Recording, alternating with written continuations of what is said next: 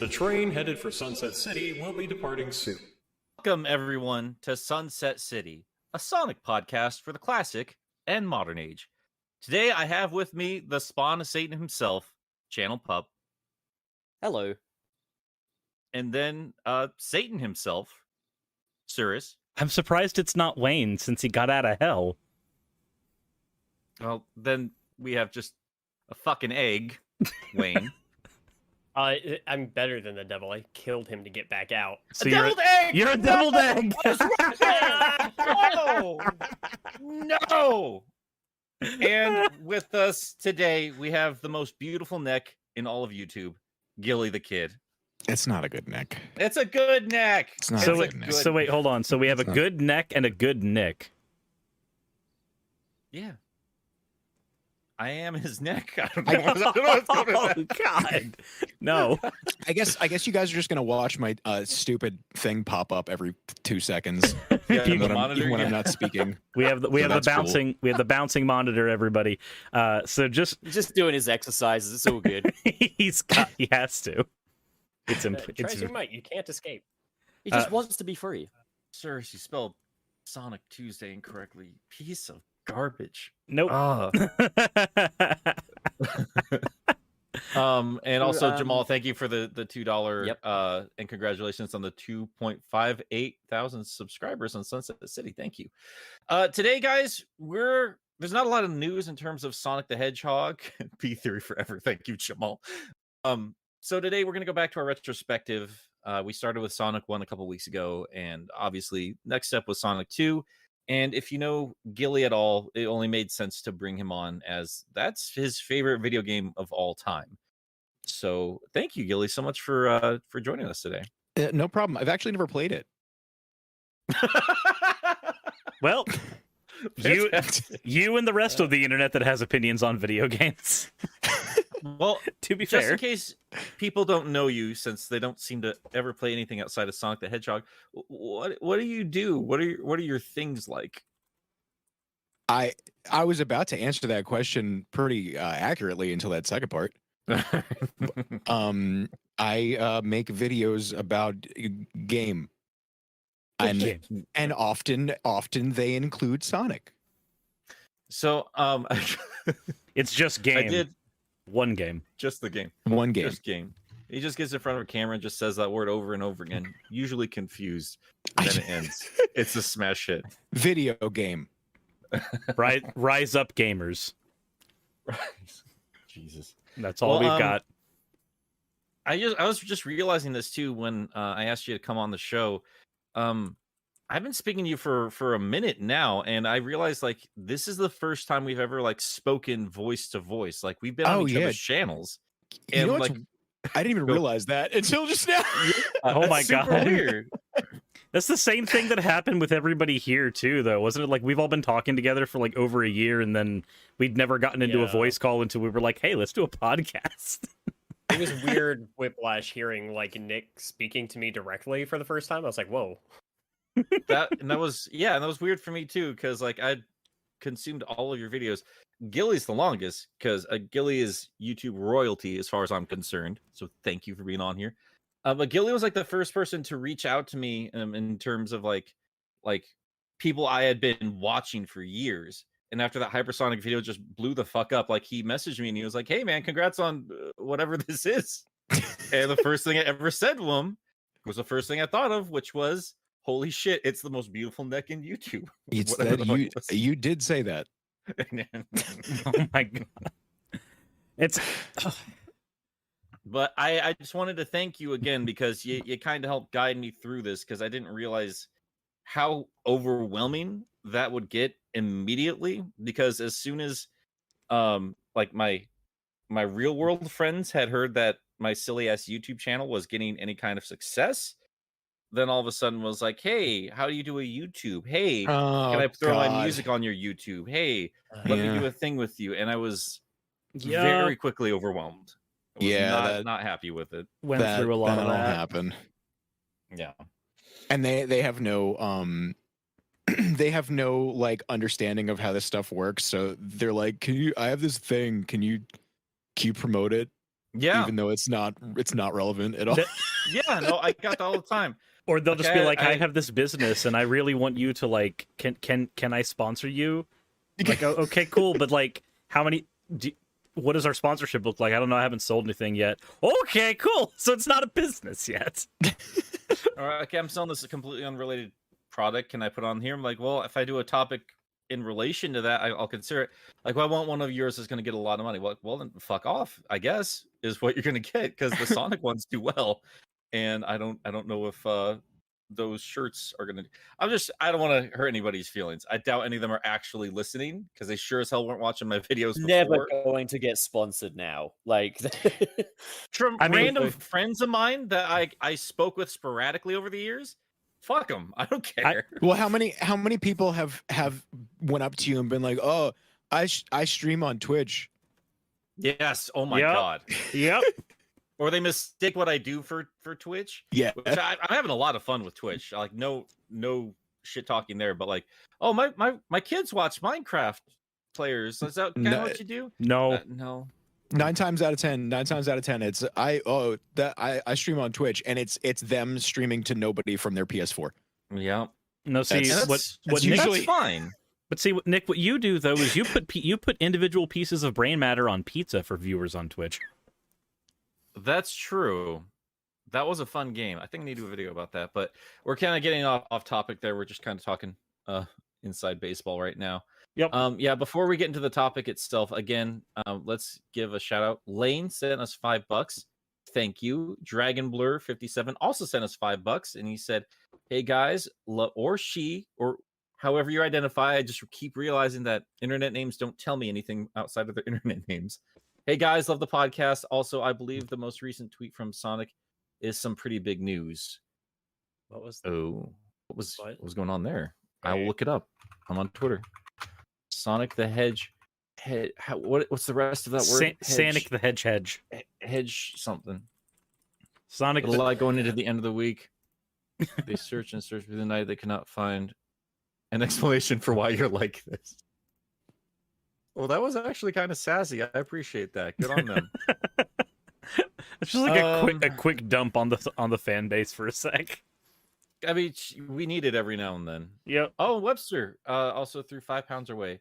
Hey, yo, sorry I'm late. Sonic 2, that's my favorite game of all time. Hype. Well, let's get right into it, guys.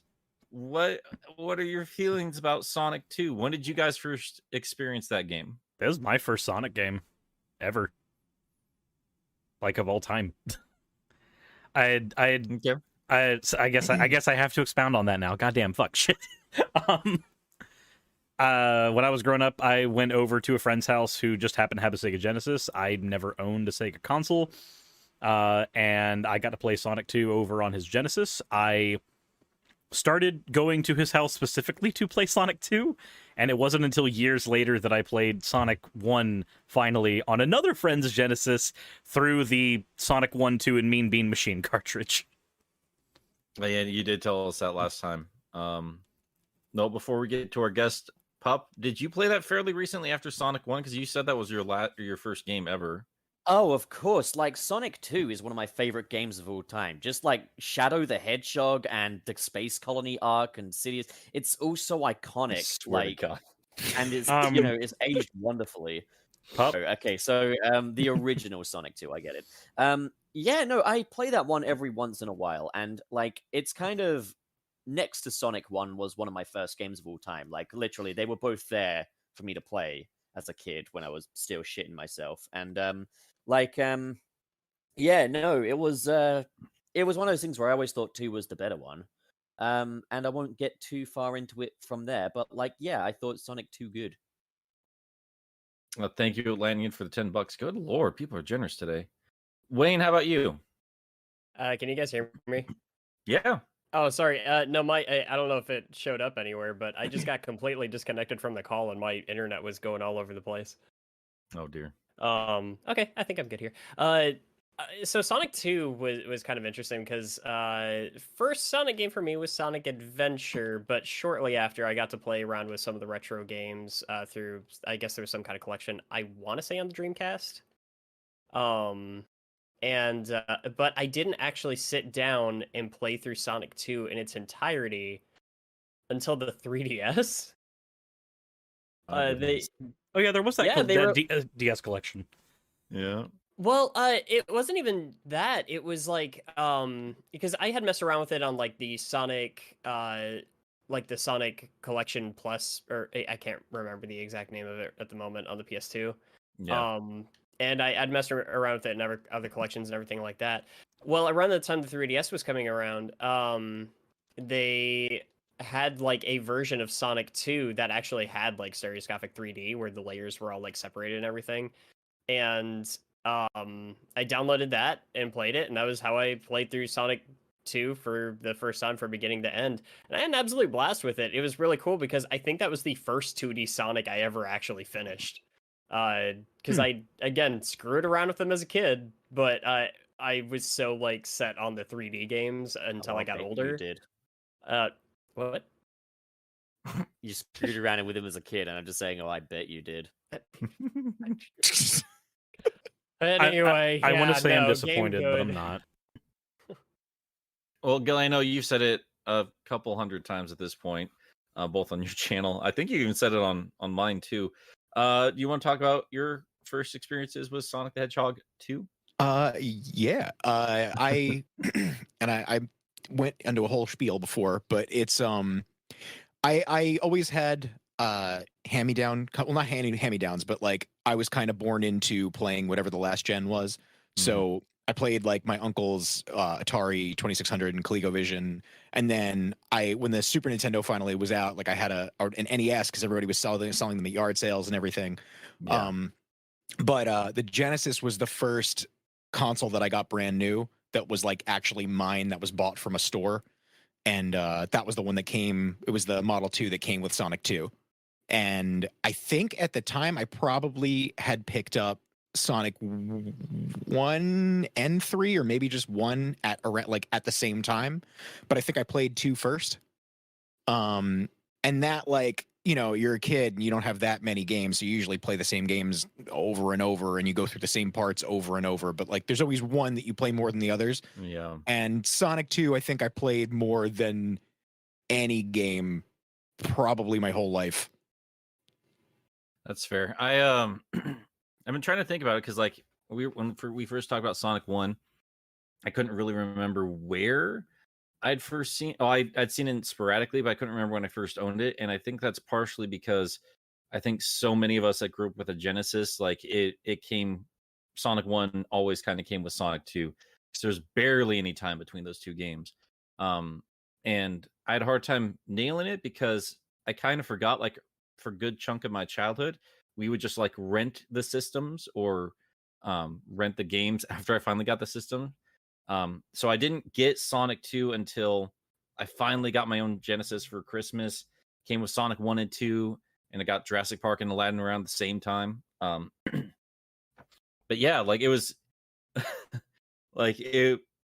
I always had Sonic 1 and 2, and yeah, obviously between the two, I played Sonic 2 way more until I finally got Sonic and Knuckles, and then Sonic 3 and all that other crap, and we know the rest of that story. But yeah, no, that game was easy to pick up, easy to understand, and just a gorgeous fucking time. I actually still have that box from the first Genesis with the sticker on it that says it comes with Sonic 2. So that's pretty cool. Oh, nice. That is. I wish I didn't get rid of that shit back then. Or my parents, I guess it wasn't really up to me, but yeah. I got, to be fair, that's probably like one of the only things, like boxes, that wasn't thrown out from back then. So This got a good one. Yeah. Nothing else. So I appreciate about the Genesis, like those clam cases, guaranteed that those collections survive a little bit easier than most other ones. yeah, unless you have Sonic and Knuckles. Yep. Yeah. Hey, that came in a cardboard box, didn't it, for some fucking reason? Yep. It's interesting because so working at a used game store, we have to type 1 and type 2 everything, and so if something's like, say, missing a manual for a PS2 game, it'll be a type 2. If it's missing a case, if it's disc only, that's a Type 2. Type 1 is if it's complete and everything. Well, for most cartridge-based games, especially Super Nintendo and 64 and everything, nobody's got the boxes for those anymore. So they're all just Type 1 if it's just the loose cartridge, except the Genesis. Genesis, we count it as a Type 2 if it doesn't have that box because, well, they were just easier to maintain and keep hold of. Yep. Like, of all the retro systems, that's been the easiest to collect for out of any of the other ones. I mean, like, unless you're counting like Xbox and those types, because you can't go to a Goodwill without finding a large chunk of PS2 and Xbox games. But yeah, fuck, what a great system! What a great system! And then they had to go cheap out on us at the end there. Trash monsters. But yeah, I don't know. Do you guys want to tackle it like zone by zone? Like, favorite moments? I think How do you want to do that? I think zone by zone would be fine. I mean that. So, I will say this. I don't think Emerald Hill has as strong an opening as Green Hill does, but it's still, but it's like by the barest margin. That is the best opening music to like almost any game that I can think of. I was going to say the one thing that Emerald Hill has over Green Hill is I think the music's better. Oh, I can agree with that. I prefer Emerald Hill's music to it. Yeah, no, I think that's much more fitting. I've thought that since I was a kid.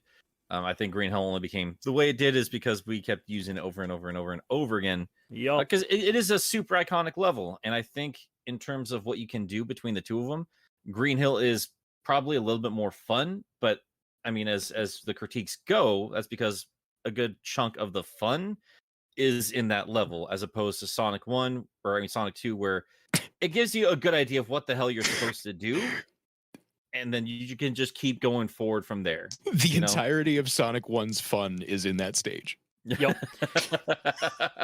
I think that actually might be. I think like Green Hill, from like the standpoint that it is like the best zone in the game, tends to get bonus points. But what I will say is this. I think of Green Hill as like more of that playground where you can get to know all of Sonic's moves. I don't think Emerald Hill quite lives up to that. It's more just, we're going fast. And yeah, Sonic 2 is overall the more gotta go fast game. But like, I don't know, I personally prefer Green Hill and its music. Emerald Hill's prettier too. I think I like Green Hill's overall aesthetic more. Yeah. Yeah. But just give you an example, because I know we talked about it before on the show. My wife does not like Sonic games. She doesn't like platformers in general. Honestly, good decision. But I just as an experiment for someone who doesn't play video games, I was like, if you don't mind, can I sit you in front of this Genesis and just pop in all three of the original starting zones and see what you think of it? And she begrudgingly agreed, and like she played all of them, and she just flat out said, like, I don't get platformers in general, and then I don't get the fast ball guy.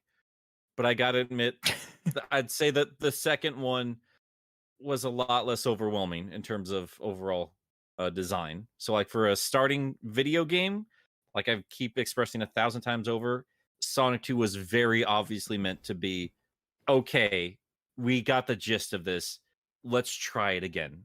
Yep. And I think it did a great job to be an introduction to that series.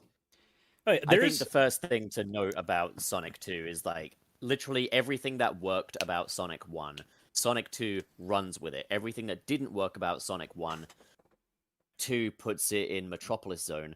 And I did feel like that was I did my replay through of the whole game like 2 hours before us going live just to make sure that I had everything fresh in my head. And that's when I hit the third act of Metropolis Zone, I was like, oh god, wait, there's more game after this. Why is there a third act here? Why is this a thing? Yeah. And then like everything that didn't feel very confident about Sonic 1 was confident and fully formed when you get to Sonic 2. For example, when we were talking about Spring Yard Zone, how it feels like the predecessor to Casino Night. Spring Yard Zone feels kind of cautious about itself. Yeah. Casino Night is a big celebration, but we'll talk about Casino Night when we get there. For now, it's just I gotta admit, Sonic I'm genuinely 2, curious what you guys think about that zone when we get there. Sonic 2 is the formation of the Sonic identity, and the fact that they were able to achieve that one sequel in is really impressive for Sonic. In less than a year time to put that game together too. Oh yeah. Yeah, no, it's like they literally just did Sonic 1, put their foot down and said, all right, Sonic 2, this is the one. This is the one where Sonic is going to become Sonic. Well, I think and it's weird. Sorry, go ahead, sirs. I was gonna say, we also probably should point out one of the other things that's introduced in this game mechanically, because it does factor into how you play through Green Hill. You get Tails, and one of the first things you don't really see any significant like change to having Tails, because when you play that game for the first time, you're not going to select just Sonic. You're just going to click the start button and go. So you're going to be playing with Sonic and Tails. It isn't until you fight your first fight with Robotnik where you realize, oh shit, this guy does follow-up damage on bosses.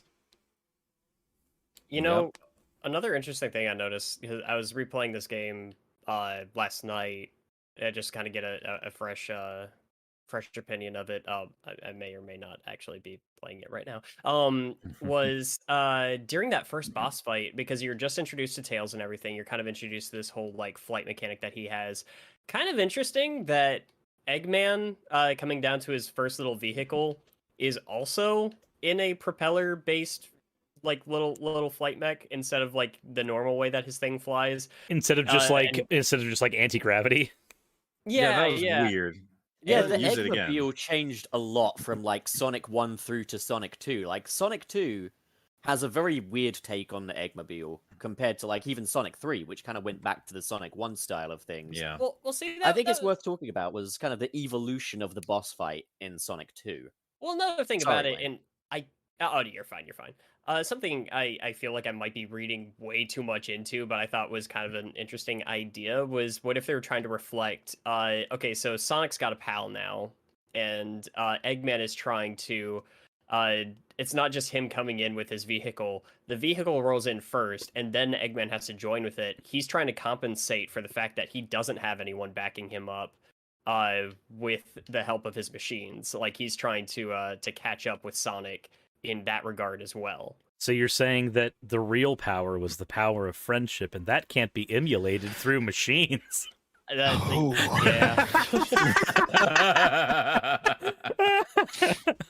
Whose idea was it to birth you, Cyrus, for real? Look, I've said that there are many mistakes that parents can make. I don't like the drill car as much as the demolition ball. Agreed. I kind of like it more. I think Go ahead. the demolition ball Gentlemen. makes less sense for like where, so like Eggman taking over South Island. That's the thing that's happening here. What's the demolition ball supposed to do to help him with that? Compared to the drill. The drill, he can literally screw up the entire environment super quick. But the demolition ball, the most he can do is knock down a couple trees. I think the drill you makes could more knock sense. down I mean, all of the the- cliffs and stuff as well. Like, I'm talking mechanics. I could give a shit. Well, the argument I'd have for the drill car is like just baseline being inherently more interesting than the wrecking ball is that if depending on how many hits you get in, you can be surprised by a drill shooting you in the face before you realize that that's a thing. Yep. Yeah, but that's the last ditch thing. Like in that you have to wait till the end of the fight. Exactly. But it's like it's a surprise, and there were no with the wrecking ball. It's just it goes back and forth. That's it. There's no mix up. There's no surprise. What I like about the wrecking ball, it requires Sonic to move. You have to navigate around that thing because it's deceptively easy to get knocked around by that fucking thing if you're not careful about like how you approach it. Because you can like slide in between Robotnik and there's the ball, like a strategy and multiple ways to do that boss. and right? succeed As at it, opposed to whereas the with drill car. drill, Yeah, you just jump on it repeatedly and then eventually it'll be done. Yeah, I think everything for Emerald Hill was simplified. It's a very simplified version of Green Hill, which I think was a very good idea in general. And I think the drill car fits with everything that's going on there. I'm just saying in comparison between the two of them, I understand why that wrecking ball kind of stood out in terms of like iconography for the Hedgehog in his early days. Mhm. I just respect it because I think like a lot of the rest of Sonic 1, I don't think they get quite as creative going forward with the boss fights as opposed to Sonic 2, where I don't know if it gets too wacky all the time with the boss fights, but I would say generally the boss fights going forward definitely are a step up. Well, The thing especially because would I say mean, a about lot of the- them. Sorry. No, I was just gonna say a lot of them have that surprise element to them that you're not expecting. No, each one of them has like a last ditch. I'm on 1 health. Here's one new attack real quick. Yeah, they don't all have it, but a lot of them do have something to that effect or something similar. Mm-hmm. Something I'd say about the 2 boss fights though is you can cheese them really easily. Oh yeah, Well, yeah. Tails, yeah. yeah. Not only with Tails, a lot of them are set up in such a way where you can get above Eggman and get multiple hits Yep. without falling. You can do that. There's only really one boss in that game that I don't think you can do that to, but even that one you can cheese under it. Yeah. I'm thinking about the Oil Ocean one. Like that's No, you like can. everything. That one gets cheesed as fuck. Yep, you think can the get only 4 hits on it before it goes back into the ocean. And you don't even need to bother with any of the attacks at all. Mm-hmm. I think you can. Can you?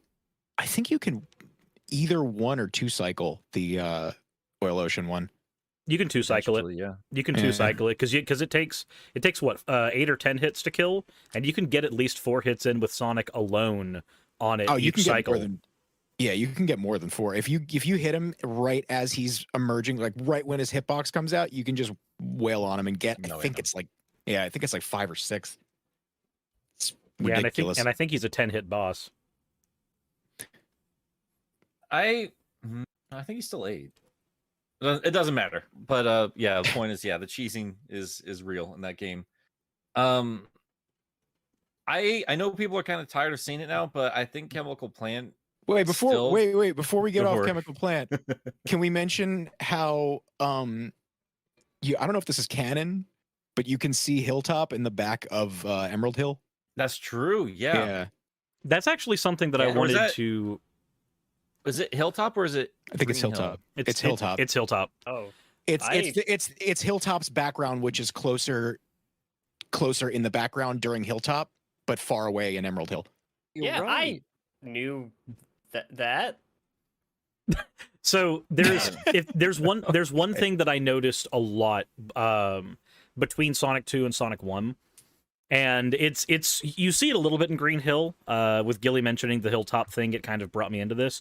The amount of layers of parallax scrolling that are present in Sonic 2 are absolutely maddening, and it gives such a sense of scale and depth to every one of those levels. Mystic Cave looks like it goes on forever. Yeah. When you look into the background, when you're in Chemical Plant Zone, it feels like you're in an actual area. It doesn't feel like you're in a 2D plane. You look back and you're like, oh, like I remember when I was a kid, I was like, oh shit, I could go into that city. And when I'm looking at an adult, I'm like, I can see how I thought that. Looking That's a back good at point. I that. really loved Yeah. like all the flowers, like the poppy field in the background of Emerald Hill. I was always blown away by that as a kid, and of course, yes, the sand trap and the golf course, all right there. There are definitely Emerald Hill golf courses. Fucking what a great game.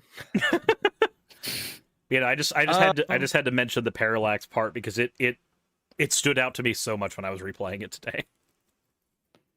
And I know we're sick of seeing Chemical Plant nowadays, but I think there's a good reason why it's reused as much as it is, because it really is like the first part of Sonic 2 that really kind of stands out from Sonic 1 and really kind of just lets you go nuts with that speed. Chemical Really Plant cool is level. Chemical Plant is like the epitome of what Sonic 2 is. Yeah, I can agree with that. 100%. You know what's interesting? I was saying just before the podcast started that replaying it, I had a thought about Sonic 2, right? Mhm. That thought is fuck Chemical Plant. What? Excuse the fuck me? Wayne? Dude, I think that was the thing that kept me from wanting to play it as a kid was the getting trapped underwater constantly. I think there's like the one section where you got to start doing like the tricky platforming, and if you fall, you don't die immediately. You get stuck in the water and have to slowly work your way back up first. And to me, that was worse. But see, to me, That that's section actually was really, really rough as a kid. Yeah. that section. The pit of anxiety, isn't it? Like, Yeah. So, like, well, no, there's a pit of anxiety in that game, and it's not that one. Um, well, you but- know, that's the pit of just death. I'm talking about the pit of anxiety. So, Yeah. I think the anxiety comes in during the boss. Oh, the boss of Yeah. Chemical Plant. Oh, that also, Yeah. yeah. Because you can Choosing die. that can give you trust issues. Yeah. Well, Yeah. if you're going too fast into that arena too, you can just the little tiles will flip onto your feet and you'll just fall right in and die. Yeah. there's a lot of that Something- in Chemical Plant. Like, there's a lot of sections in that level where just like you go as fast as you can, and then suddenly the level just falls out from under you, and you're in the water. You're like, oh, I made a mistake. Something I wanted to know actually is like Chemical Plant is kind of the ultimate display of like, okay, just because it's more fun for you to play, it doesn't mean we've lost that sadistic streak from Sonic 1. There's still that sense of kind of sadistic difficulty. But as well as that, it's worth noting like Sonic 1 ends on like the mechanical factory sort of zone. And you don't see anything like that until the end of the game. You're the second level in, and you're in what looks like this very mechanical factory. Maybe even more so than before. I think it really kind of sets things up as saying, like, yeah, this is different from Sonic 1. Like, That's a good point. Yeah. We're And- immediately in the mechanical area, right at the start of the game. And to be fair, I'm mostly joking. I have my own bad history with Chemical Plant, but I actually do think that it helps kind of highlight something that the 2D Sonic games kept getting better at, especially with Sonic 2. And that was, yeah, you can, like you were saying, you can go incredibly fast. You can really take advantage of those high speeds and everything, but you gotta learn the level first. And I think that was probably one of the best things. The game that made me help start to appreciate that more was actually Sonic Mania, where I started like getting a better appreciation for 2D Sonic, and I started playing the classic games a little bit more and revisited them, and that helped me kind of appreciate what Chemical Plant was doing, because it's like the more you understand the level, the better you're gonna do, and that's kind of like where 2D Sonic shines. Yeah. Yeah, it's and also what I kind of like like, about it, my only I'll let you go in a second, Pop. Just to respond to Wayne real quick. What I like about it is it's kind of a mix of both. Like, it teases you with really, really exhilarating high speed at the beginning there, regardless of how good you're at it. Because that first loop that just sends you rocketing down that hill. So like, good. Yeah, and it doesn't. You don't need to do anything. You just need to get on that speed booster and just rock on through it. That annoying water tower section doesn't happen until near the end of. Was that Act 2? It's I act, forgot which act it was. I believe it is Act 2 when that happens. Yeah. Yeah. But it's near the end of that section. And yeah, as a kid, I can tell you, like, that was an incredibly stressful section. But like, the better you get at that game, like, you don't really even think about it. A lot of those challenges in that level can be just completely avoided if you got a good enough handle on the controls, which I do appreciate. I still think, yeah, like the end boss, like dropping you down in the sections is kind of bullshit, but I mean, if you know if it's there, it's easy enough to avoid. I think- something kind of worth considering Mhm. is like in like Sonic 1, for example, the second level in is Marble Zone, and it's it's a zone that kind of shows you all that fun you had in Green Hill Zone, fucking gone. And this level is busy work. Moving over to Sonic 2, it's like if you'd only played Sonic 1 before, you might be thinking, okay, this first level was a lot of fun. Going into the second level now, and we're probably going to have to do something quite a bit more methodical. And no, it doesn't do that. Yeah. It gets even faster. Like, It does the complete opposite. yeah. Like, Okay. and how we mentioned that Green Hill is arguably a little more fun than Emerald Hill. I think Chemical Plant is better than Green Hill. And it has a good It's a fair challenge. assessment. There's some bullshit death areas in Green Hill. Definitely a lot less of that in Chemical Plant, I'd say. Less It spikes provides in a decent Chemical challenge. Plant. Yeah, Actually, are there more any water. spikes in Chemical Plant? The more that I don't think there are. There's no Yeah, there are. spikes in No, there are. It's There are. if so, it's incredibly sparing. I think it's mostly. It's probably on the bottom path. I would It's on imagine. the bottom of the, like, there's that section where there's you go into the chemical bullshit, and there's one section in the stage where there's a 1-up monitor hidden under the purple water. And I think in between those, like, little platforms, there's spikes at the bottom. I do appreciate. I it's weird, like how many times I remember this as a kid, like falling. I sometimes would fall to my death, in the deep water sections, but there were also sections like that with that 1-up or whatever. Like I would just not even intentionally just end up there and then find my way back up. So I appreciate how much effort was put even into the bullshit sections of that level. No, it's a great fucking level, and I do think it's also important to note like how they implemented water in this game. I still think Hydro City did a pretty good Hydrocity. job embracing that in Sonic 3. But Sonic 2, I do appreciate looking back on it now, like how they didn't just give up on it because God, what the fuck was it called? Labyrinth Zone was garbage for so many people. They all Yeah. 4X. Yeah, but it no, they re-implemented it, and well, I think it's incredible. Like I don't immediately think of that purple water when I think of Chemical Plant. I think of the High Speed Thrills.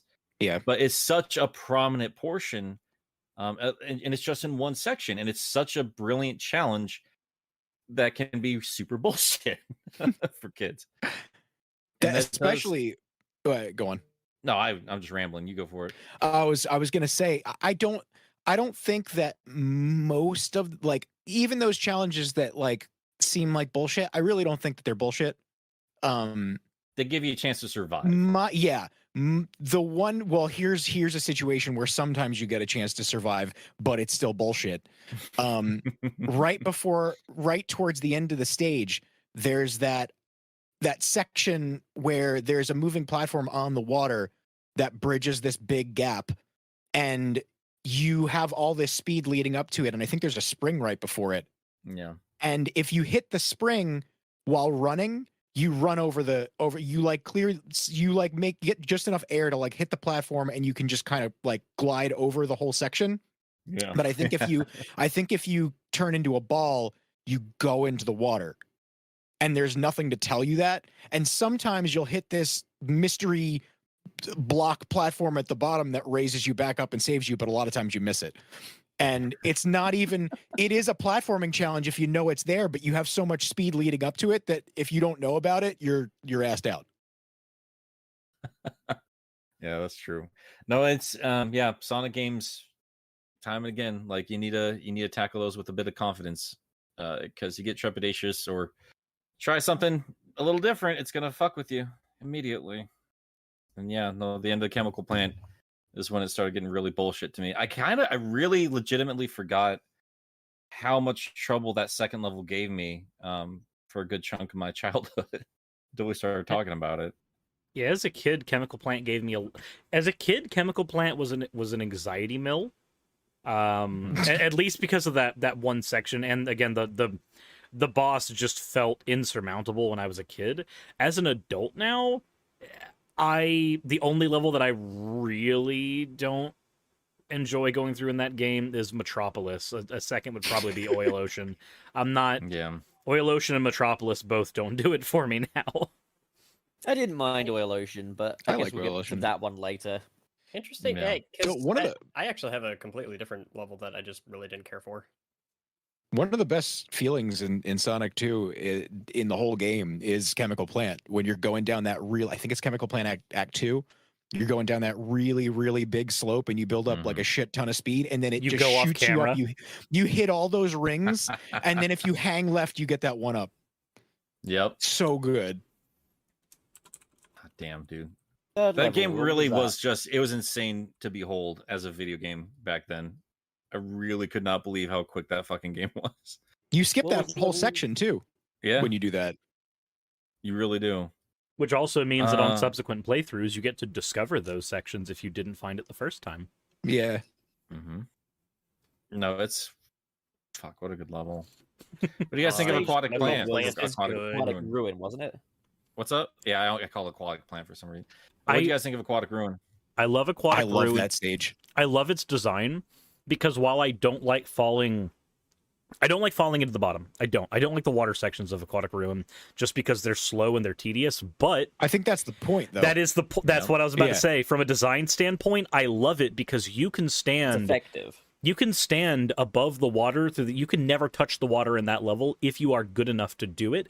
And on top of that, the scenery in that level is gorgeous. The fact that, like, as you get further up, a new parallax layer that's in front of you starts going down to make you look like you're at the tippy top of a bunch of trees. That is beautiful, and it still looks good today. And it's got I grounder. don't know why, but I always thought like aesthetically, Aquatic Ruin reminded me a little bit of Marble Zone as a kid. I tended to associate the two, but yeah, it's a more fun stage. It's one of those things where you can completely not realize that it's the resident water stage of that game. Yep. Yeah, it still maintains a consistently fast pace, and even when you get underwater, there's nothing as bad as what you'd get in Labyrinth Zone. Like, it's still perfectly kinetic. I think the only thing that really bugs me about that stage is those little totem pole things that shoot arrows at you, because they can be kind of unpredictable at times. They stay on course too. They do not leave. Yeah, They will I follow you actually- forever. yeah. I really you could like go those. I like those because I- like you can outspeed them. but if you outspeed them, you could be like 30 seconds ahead, and that arrow's Yeah. still gonna hit you if you stand. It's still gonna keep going. Yeah, dude. it doesn't No. vanish. Like, they do not. Yeah, think exactly. that- They don't yield. I think the only problem I ever had with those arrows, and I find it more funny than problematic, is when you're just slightly ahead of one of the arrows, then you hit a loop-de-loop.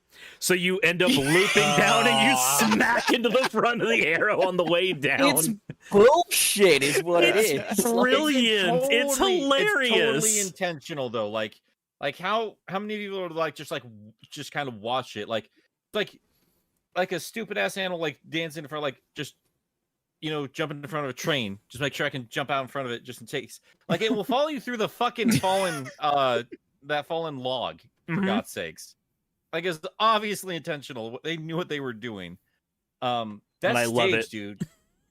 I didn't like it super like a whole lot as a kid because I'd spent so much time in the water, but I didn't even realize that it was teaching me. Like, yeah, because I actively was like, I need to stay above the water any given chance I can get. And I don't think there's any other level in classic Sonic that really defines that lower path, higher Yeah. path than that one. Like, that one is the most blatantly obvious with it. Well, that's the cool it- thing about Sonic 2, because like we were just on Chemical Plant Zone, you can play through all of Sonic 2 and never touch water. Yeah, you really can. It's nuts. Yep, because even It's even that absolutely crazy. even that one section in Chemical Plant, the water has to rise to catch you. You can outspeed it. Yeah. Yeah. Mhm. Fucking cool ass video game. It's a it's just one of those like when we were covering Sonic 1, there was a lot of back and forth about, okay, so I liked this part didn't work as well, but I liked this part. With Sonic 2, we're just like, yeah, Sonic. It's just It it's do not like be like that, though. It do be like that. They We really haven't did gotten get we it haven't right with gotten to Metropolis. Though. True. No. Yeah, Yeah, yeah. True. We haven't fine. gotten Just gotten to Sonic 1 and Sonic 2. A quick word on the Hammer Boss. What are our opinions on the Hammer Boss? We talked about cheesing bosses before. I like You can cheese that one. Yes, I like that with that boss. It's so good. If you know that the totem poles are coming, you can just stand on the totem poles and just Yep. go, okay, it's time. I will never get hit, and you can always bounce back to the totem pole after hitting It feels him. like a good cheese, though, if you get me. Yes. Like, as in, like, it feels like Yeah, that yeah. if you're smart enough, you're rewarded, as opposed to it just being like, this game is allowing me far too much leeway, like I get with some of the bosses in this game. Oh yeah, and Well, I that's, agree that's with that. also the thing. That's also, I mean, it's following the same design philosophy as Sonic in general, or classic Sonic in general, because you stay up top, it's quicker. yeah, that's If true. you're on That's the a good bottom, point. it takes a long time. Mm-hmm. I don't really think I appreciate it. Just I think that's where, like in my playthroughs of the old games as a kid, I didn't truly appreciate the jump difference between Knuckles and Sonic until I actually had Oh, Knuckles. in yeah. that Oh yeah, version. because Knuckles can't Mhm. get on the top arrows. Yeah, it's a completely different boss fight with Knuckles. But yeah, fuck, what a great game. And I have not actually okay, tried so the Sonic next- 2 with Knuckles. Wait, really? What? Dude, the only Again, I gotta I, go. well, like I didn't try out these until I was older. Remember, I actually do have cartridges of Sonic 2, 3, and Knuckles. So They let it's they let something I you gotta do it actually with sit down and do. they let you do it in the Mega Collection too. Sonic 2 and Knuckles wasn't unlockable in the GameCube game. Yeah, And but if I have you're it an on the epic Genesis, hacker I'm gonna man, try there's with that. always ROMs. But I have it on the fucking Genesis. I'm gonna try with that. Okay, so the next one was Casino Night, wasn't it? Mm-hmm. Yep. And As We a didn't kid, talk this about one we was didn't my talk we favorite. didn't talk about the Grounders. What do you want to yeah. talk about? hey, we're Grounder from Adventures of Sonic the Hedgehog is in there with a red coat of paint. we are scratching the grounder, okay? Oh, Cyrus! Got to announce the pregnancies here with the dad jokes, guys. Come on.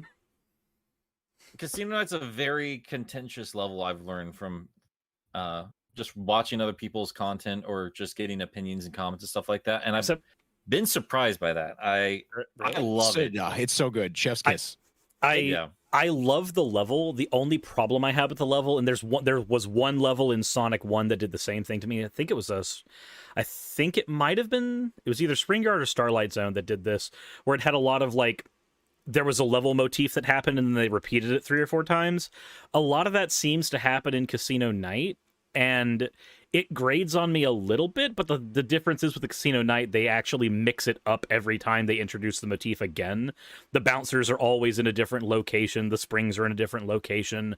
The little traps that make you do the casino slots are always in different spots on the board. So it has a lot of that repeat motif problem, but at least they mix it up enough to where you don't feel like it's repeating a lot unless you're kind of critically looking at it.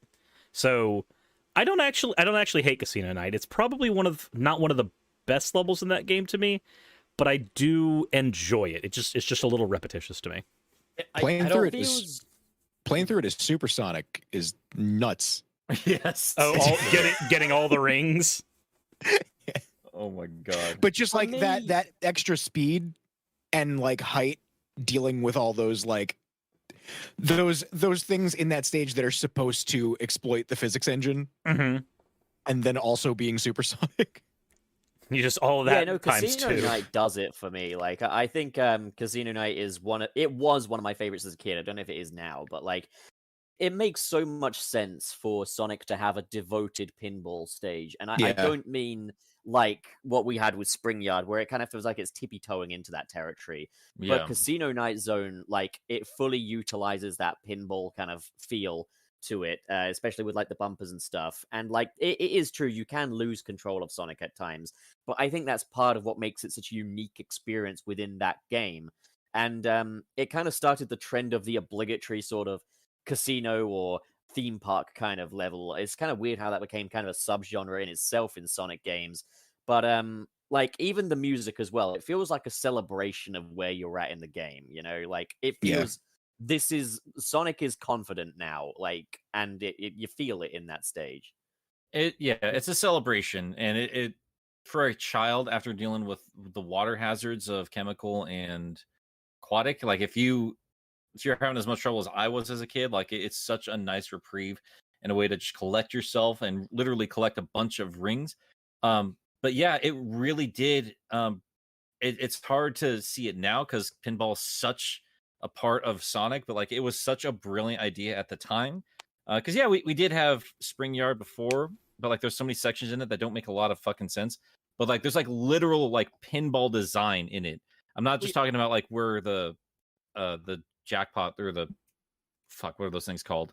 The slot machines are. Yeah. Which is also a great addition. No, there's also the bumpers and everything that you get in pinball machines, and Sonic acts like a ball on them. Like, so Spring Yard and to it me merges that with platforming, and it's such a brilliant level, and it's so much fun to explore. And it I don't know, even like the elevators feel like a Las Vegas casino to me. It's such a classy ass little spot. I love that level. 100%. And like Pup was saying, like, yeah, there will be times where we kind of lose control of Sonic for a little bit, but I mean, it fits thematically to me, and it would still be a problem, but I also never felt like I was punished for losing control of Sonic. Like, it was always in a controlled space where it just was kind of like part of the point of that area. And I really like Casino Night Zone. It's just, I don't know, it's got a good feel. I gotta let my dog in. I'll be right back, guys. I will say that, like, Whereas Spring Yard felt like it was trying to take the, hey, there's kind of like a county fair going on type of vibe, and just said, hey, let's kind of do that. Casino Night's just like, no, let's go full on. A county fair. That's incredible. That's We don't have those in the UK, but I know exactly what you're talking about. I was Spring- about to ask. Spring Yard feels like it's like a little attraction on a county fair, and Casino Night feels like you're in an actual amusement park. Spring Yard feels like it's in the middle of fucking nowhere. Spring Yard is like when they set up a carnival in a mall parking lot. Yep. I just West Coast, if anyone's familiar with it, like I've said it 1,000 times, it feels like a Lake Tahoe casino. Yep. Compared to Las Vegas. Or like just one of those weird little sad spots in anywhere but Las Vegas, like just a little gas station casino area. Do we see your question, Ed? Logical? No, they're not unless you're good at them. When I was living, are all casinos just as fun as casino. Well, that's the thing. If like, you've got lots of money, maybe. Well, I think that's why there aren't any like actual badniks outside of the one in Casino Night, because it is a casino where a lot of people who spend the money, like it just stays in the casino, and it gets that risk reward factor going in there, because there really wasn't anything up to that point that was just like, oh, I can just get as many rings as possible here. I just have to keep hitting jackpots. Don't even worry about it. But like the big risk there is if you get 3 Robotniks in a row, now you done fucked up and you have to go re-get them. Like there are so many times as a kid where I got timed out because I could not stop just gambling in Casino Night. The thing is also though, I used to get like anxiety, like if like you go in the little slot machine thingy and you get 3 Robotniks, and as you've got barely any rings left, I was like, oh my god, is this gonna kill me? But it didn't. Like, thank you, game. There's the kind of thing where if that was in Sonic 1, that would kill you. There was one moment in Casino Night outside of the boss fight, which I want to talk about later, but there's one moment in Casino Night that sticks out to me as just like a fun little platformer challenge. And there's 2 bumpers, one on top of the other, and then there's one of the enemies that has a shield in front of it. At the top, like right above the bumpers, and to stay on the top path, if you mess up, you have to use the bottom bumper to go to the next bumper, and it's on the same wall, so you've got to kind of like horseshoe your way up. And when you horseshoe your way up the second time, you've got to time it just so that the enemy with the shield doesn't just bounce you back down, and you have to get it right on the back. And that moment as like I want to stay on the top part of this level, I don't want to go to the bottom part of this level, as a frantic just survival thing, that stuck out to me a bunch when I did it. And I was like, oh my god, this is challenging, but I love every minute of this one little like wall hopping challenge. What about that one section, that little part with the multiple, not the slots, but like that same thing that they use for the slots, the one that just gives you points when you get in it. Yeah, the little like it looks like a little cage. Yeah. But it's like 10 of them stacked on top of each other. And if you can get to the top of that thing, you go through each one and get like a ton of points. Back when we pretended those mattered for some reason, you could tell like even back then it was just they like do matter. We just have them here for some They reason. give you continues. You get continues for them. They do matter. Yeah. Oh, they threw Especially if you're continues bad out at like them, it was like me, these nobody's continues help. business. I got so Like, used to the continues in Sonic 3 and Knuckles. Sorry. Yeah, no, the continues in Sonic 2 is just like that feels like just a part of the end of the stage, and I think it's only fair because the game is a lot longer than Sonic 1. Although, is it if you don't factor in the third act? Actually, it's about. So I recorded my playthrough of Sonic 1, and it ended up being like 44 minutes, deaths and all. I didn't record my playthrough of Sonic 2, so I can't give like an accurate time estimate, but I don't think it was more than an hour. It's about the same. I think it takes a lot longer to master the second game. And there's a lot more variety for sure. Yep. Well, those continues will help out when you don't know how to fight the last boss, so. Yep. They're a godsend when it comes to Death Egg. Yeah. Yeah, the last boss sucks.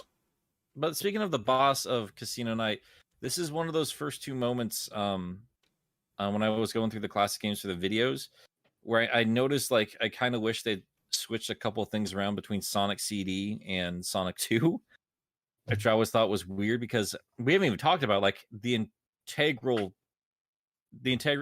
fucking spin dash. Just really quickly, holy shit, that spin dash Like that blew my mind as a kid. It's one of the most essential additions to Sonic's moveset. Yeah. Yep. And he looks like that ball. Like I don't know. I was so used to Sonic 1, and there's just kind of a stiffness to his design, but like that spin dash looks It's so fluid. so much more animated. Yeah. Like it's leaning forward a bit and it's kicking up dirt. Mm-hmm. It's such a fucking cool design. But like, oh God, and this just reminds me of that stupid ass What Culture video. Like games that never exceeded their first game. And they put Sonic 1 in there, and I just left a comment like, motherfucker, you go back to Sonic 1 and pretend you do not spin dash. Like, shut your fucking mouth. I love Get how outta this. here. I love how what the spin dash does to that boss fight too. Just like because you can just go up the wall and then jump off the wall and hit him immediately, and then go back up the other side and do the same thing. And it feels so good. It's so good. Like Oh, go ahead. Sorry, go ahead. When I played that boss there's a way I played that boss as a kid, and then there's a way I played that boss 2 hours ago before we started the show. Yeah. No. The way I played that boss as a kid was, okay, it wants me to get on the bumpers, and it wants me to time when he's about to drop his little ball, and then I'm going to hit him once. And as a result, I spent a shit ton of lives on that fight whenever I was a kid. As an adult, I was like, wait, I can just use the corkscrew to let my ball... this is going to sound weird. To let my ball physics... the corkscrew could let my ball physics just abuse this old man. There's a lot of just wasted space in that boss arena. It is a satisfying one. I think it's weird. I don't know, like, I guess they're just trying to go for like the casino light up situation there, but it looks like somebody just deck out their shitty old car and they're driving it in this homecoming parade. It's so messy. But I thought it was weird that Sonic CD had I wouldn't call it better in terms of how it plays, but it has more of a pinball design for a boss fight in the second zone, as opposed to Sonic 2, where it has a whole proper pinball level, and then that boss fight's just kind of there. I mean, it's fun to just ramp up and just knock that fucker, but yeah, I don't know. That was one of those things where it's like, I kind of wish I could see like the Sonic 2 developers take that Sonic CD boss fight and see what they could do with it, because I think it'd been much less frustrating. And probably a little bit more thematically fitting too. Yeah. But yeah. Anyone else have any fun thoughts about Casino Night, or should we move on to, is it Hilltop? Gambling! Okay, yeah, What? we're good. It wasn't Hilltop, was it? I thought it was Mystic Cave next. It's No. Hilltop, then Mystic Cave. Mystic Cave is later. Oh, okay, so... Hilltop, I like- keep forgetting about it, man. Like, even I to this love day, Hilltop. keep I thinking of it. love that stage. You go ahead then. Tell us. Tell us why you Because love it's weird because I really so many people dislike that stage, and I never really understood why. I think that it's cool that it has a ton of branching paths. Like you can break through the ground, like to get to different parts of the level. And if you're on one path, you can just go to a lower path by jumping on and break through rocks and stuff. And like, there's a lot of secrets in Hilltop, especially like I think it's in Act 2 when there's like a big huge room where you take the little like conveyor things, the little, what is it called, the lift. Yeah. And if you jump, you can straight jump off the top of it and hang left, and there's a life that's just in the middle of the lava all the way to the left of the screen. Yep. And there's a spring under it. It bounces you right back up to where you were. There's a lot of stuff like that in that stage. And I don't know, it's just a fun stage, and I like how it looks. I don't know why I forget about it, because I did notice like that was one of those games where I'd only progressed like a level or so between game overs as a kid. Yeah. Casino Night was probably the easiest, but like Hilltop gave me some challenges when with the rising volcano section in the middle there. I had a bit of a challenge with that, because I thought I remembered like the door just kind of closing on me on the way out and just not opening it back up a couple times. Did that happen to anybody else? It comes back up. I think I don't know what triggers it, but it does rise and come back down. But you get an invincibility monitor before that, don't you? Mm-hmm. Yeah, Yeah. you do. I was actually just thinking of that because my playthroughs of it, I consistently kept getting that invincibility monitor before that, and I was thinking to myself, boy, I sure am glad I have this because I'm just standing there on top of the lava waiting for the door to open. Oh, that's the best when the lava gets too high that you can't get through the path. So you Yeah. have to wait Yep. for it to drop back down a little bit, but you have the invincibility, so it's fine. That it looks so weird when it's waiting to go down. Like it's like a solid wall of lava that just doesn't move. And there's like this tiny little area that you're like, oh my god, Sonic, you're short enough to crawl through that. Come on, just get belly down on the lava. You can do it. Did anyone else think that it looked weird? The lava? Like, Yes. It's just kind of furry? The lava does look kind of like a spiny caterpillar. Or like wavy grass, just the wrong color. It might That have just section- been a color palette limitation. That section kind of reminds me of like not being able to get through the door. It kind of reminds me of Nick, what's that stage that I hate from Sonic 3? The grassy one? That's Garden. everyone's Marble Garden, yeah. Yeah, that one. Yeah. Because it has that Nobody's part zone. where the slope like collapses and whatever, or it like rises and it like traps you. Yes, Yeah. at the end section there, yeah. No, that part is pretty bullshit. Kind of always saw like Hilltop as like a filler zone, to be honest. Like I kind of just feel like you do Casino Night and it's like this big celebration and it's like, okay, what's next? And you think it's Mystic Cave and you're gonna have a fun spooky time. It's like, oh no, it's just Hilltop and it's a I hill think with some clouds. And the music has gone from this upbeat jazz to suddenly just singing Guinea Pig, and it's just overall it's just air. I think it gets a bad rap. I think it gets a bad rap in that regard just because it's an asset flip. I think so too. Yeah. Yeah, I think Yeah, that's a I big think, part of yeah. it is the first 4 zones of the game. I mean, first one is over and done pretty quick. It is stuff we've seen before, but again, very easy to get the hang of. But like everything after that, it so prominently designed, like it just stands out for a Sonic game. And then yeah, by the time you get to Hilltop, it kind of feels like we've done the song and dance before, even if you technically haven't. Like we are still doing new things. I definitely like that Plesiosaurus robot in there. Yeah. There's a lot of new like gimmicks in that stage. I'm gonna be honest. It took you mentioning that it was an asset flip for me to even realize that. Yeah. I think my brain realized it as a kid though, because like I keep forgetting it even existed. But I I think always my brain liked it. realized it. Yeah, no, it's still a good level. And it's got a really nice color palette too. Yeah, the blues and the greens together are nice. What I like especially about with the it, clouds in the background too. the clouds in the background, again, like back to the whole parallax scrolling thing. The amount of cloud layers that they jammed in there to make it feel like there was a vastness to that level was just. It feels like you're on a perfect. hilltop. It does. Yeah. No, it feels like you're on a. It feels like you're on a mountaintop. I live in I live in Georgia. I know the difference between a mountain and a hill. I was looking at that last night and I was thinking to myself, this is like just watching those clouds moving in the background, and I was thinking to myself, this is one of the things that's special about Sonic and why it's lasted so long was even back on the Genesis, it had such a great sense of atmosphere. Yeah. The places that you're in Sonic 2 and many of the other games as well. I think that's something I really appreciate about 3 too.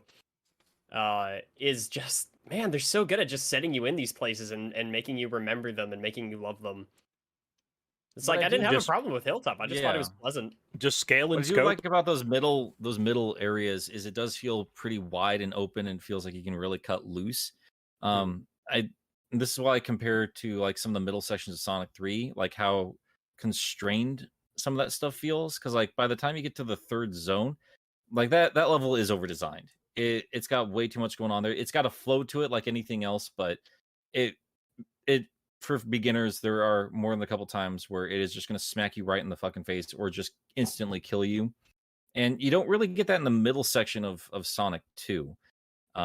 It really does feel like a fun, I don't know, it does feel wide and open. It feels like, you're on top of the hills and the mountains and everything else like that. It feels consistent. Like it feels like there's a consistent difficulty, a consistent challenge, and a consistent overall design to it. Like I also like how there's a portion where you start to like kind of crack into the hill instead of walking around in the top of the hill, which now I know is an asset swap. I'm never going to be able to unsee it now.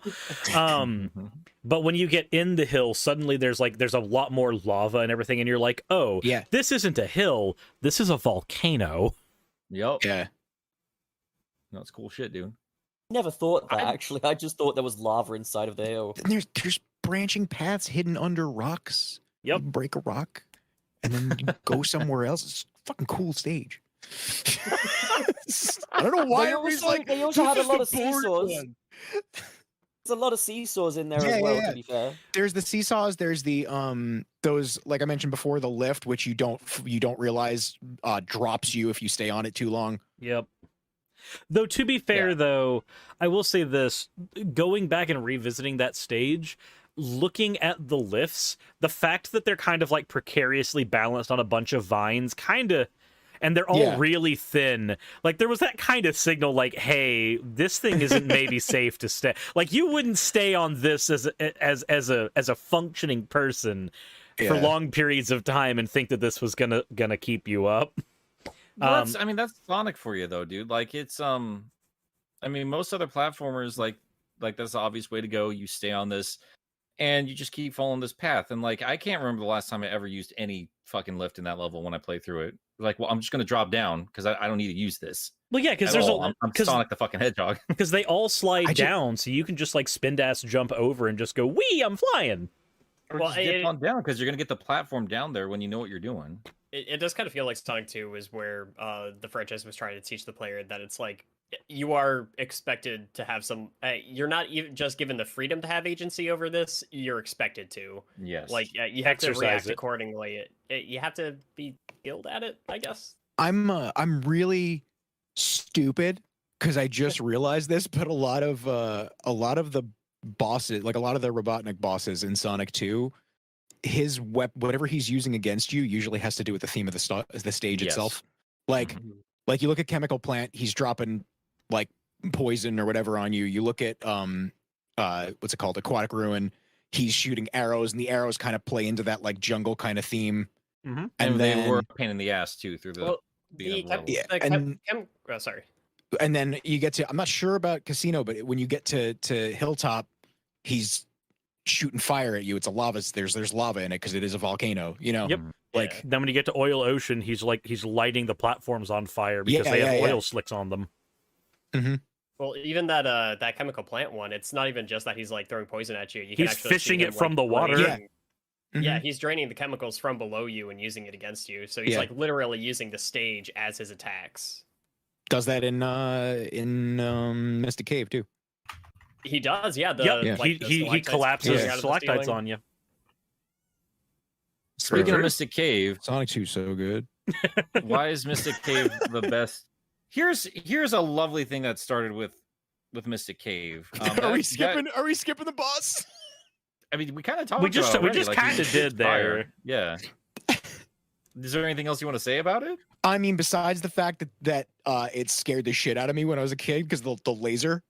Mm-hmm.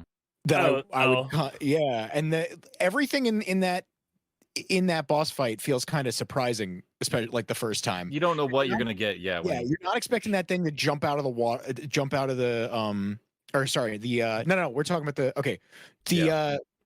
when he's shooting the fire on the platforms, like you don't really know at first that he's gonna light the entire platform on fire. Your first go through. Mm-hmm. Yeah.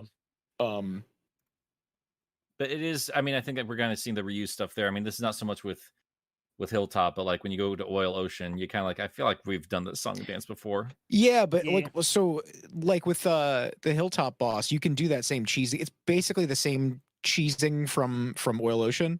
Yeah. But Oil Ocean, you can land in the oil and get back up. In Hilltop, you kind of have to. Hilltop, you kind of have to like. It's like a gamble how long you hit him for, because if you go too long, you land in the lava. Yep. I gotta say, I do appreciate that though. Like I was saying, with like just environment and atmosphere and everything, they were just like, okay, so here's all this oil. You don't immediately sink into it.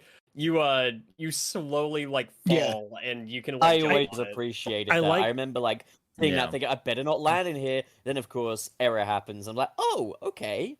Okay, that's not bad. Yeah. I like Well- when games play with environments like that. Banjo-Kazooie did something similar where they were like, "Hey, there's an oil slick on the water. That means you can't breathe when you're on the water." Like just when games do that kind of like playing around with your environment instead of just going, "Oil bad, you fall in, you die." Well, and I might be getting ahead of myself here, but I do also love how Mania kind of took the next step with that. Yeah. But yeah, let's save that for Oil Ocean because I do think we will have more appreciation for it because I'm surprised how long we've been talking about Hilltop. I really thought it was gonna be like, okay, It's a go nice through. stage. It's so pleasant. That's I why we love got Gilly Hilltop. here. I love it. But yeah, I gotta talk about Wait till Mystic Metropolis. Cave. And... Yeah. Mm. The dude, like Mystic Cave has no business. That music slaps so fucking hard. Ooh, it's Oh, so yeah. good. And Oh, it for starts sure. this trend that I don't think gets appreciated enough.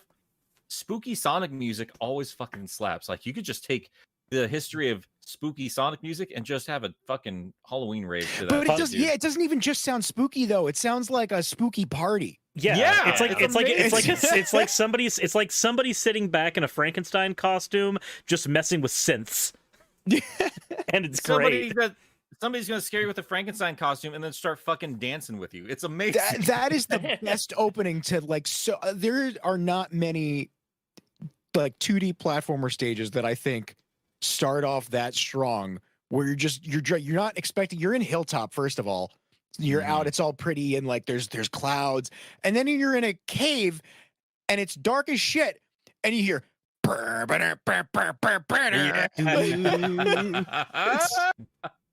Oh my god, dude. God. It is so fucking- Every time I see Chemical Plant Zone get brought back post generations, this is the level I would like to replace it with. Like, if whenever I'm complaining like, "Oh, Chemical Plant again," and people are like, "Well, what would you choose?" This would be the zone, like Mystic Cave. I think I would just have Mystic Cave. I think it's a good level. I think it's fine for a level. But I think that music deserves a better level design because like I wish they played with like the spookier elements of it instead of just mining. And there's an electric fucking flashlight bug here. Well, I guess, because like the level There's itself, that- it's a mine shaft. The areas you're running on are literally minecart rails, and like yeah, I know what it is. Why is this not the level that they used in the Minecraft DLC then instead of Chemical Plant?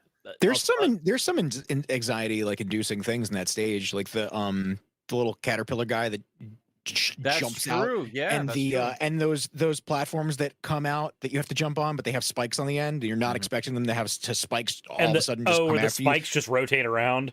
you. no, that's later. No. The ones the like layered platforms that come out, Yeah, 'cause you that come can't out. jump. Yeah. Mhm. No, I'm not saying it's a bad level.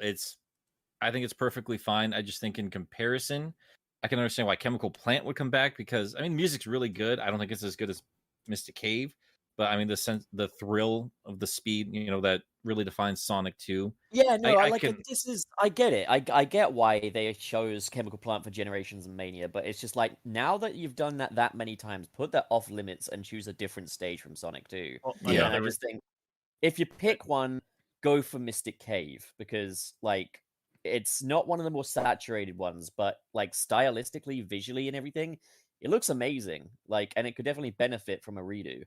I think so. I think they've continued those themes going forward though. Because they've done some really cool shit with like spooky, dancey.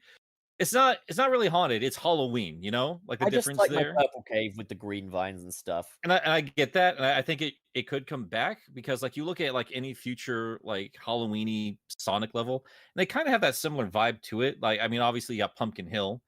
I don't think the music goes. I know people like that track. I don't think it goes anywhere near as hard as It's Mystic just a Cave meme does. song. It's just But a it still meme has all those like fun Halloween elements to it, or like Red Mountain from Sonic Adventure. And you have those prisoners and shit in there, and like the music just goes crazy when you're in the middle of that mountain. Like that's what I've felt from it. Like how we see casino shit all over the place. I don't think we appreciate how much a Mystic Cave has kind of helped define future Sonic titles as well. Because we see a lot of that too. Or like Sonic Rush is either Rush or Rush Adventure, or they had the haunted ship, and that fucking track goes crazy too. but they bring in more spooky like ghosts and skeletons and shit like that too. What a great fucking level. I think the track's the best part of it, but goddamn it, I'm glad they evolved the theme of Halloween Sonic, because that's some of my favorite shit for Sonic franchise stuff. I also think that Mystic Cave kind of, not by a ton, but it kind of ramps up the difficulty a little bit. It does. I can agree with that. Yeah. It's fair though. It's like a consistent It certainly prepares you for what you're going to be dealing with later. Because I'm going to be honest, I just don't like oil ocean. It feels like it's a definitive like break into an act 2 of the game. Yeah. I'm gonna say this though. I think like the boss on Mystic Cave, it's fine, all except for the spikes that fall on you. They feel just a bit unfair at times. I mean, that's the only challenge of that boss, though. I don't mind the spikes. Oh, yeah, you know what? You're right. Never mind. The spikes are telegraphed. Have exactly one thing to dodge.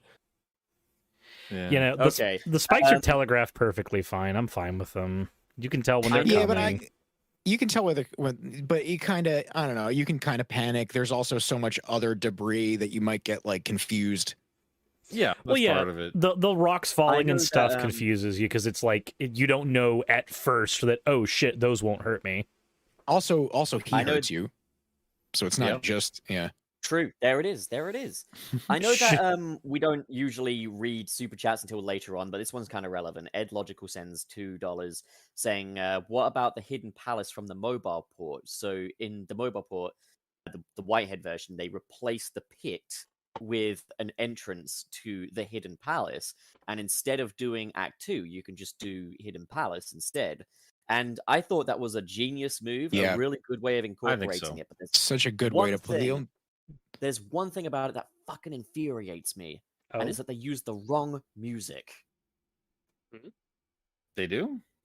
Yeah, they use the multiplayer Mystic Cave music in there instead of that one track that we all went into sound tests in our childhood and found that one track and we're like, what's this?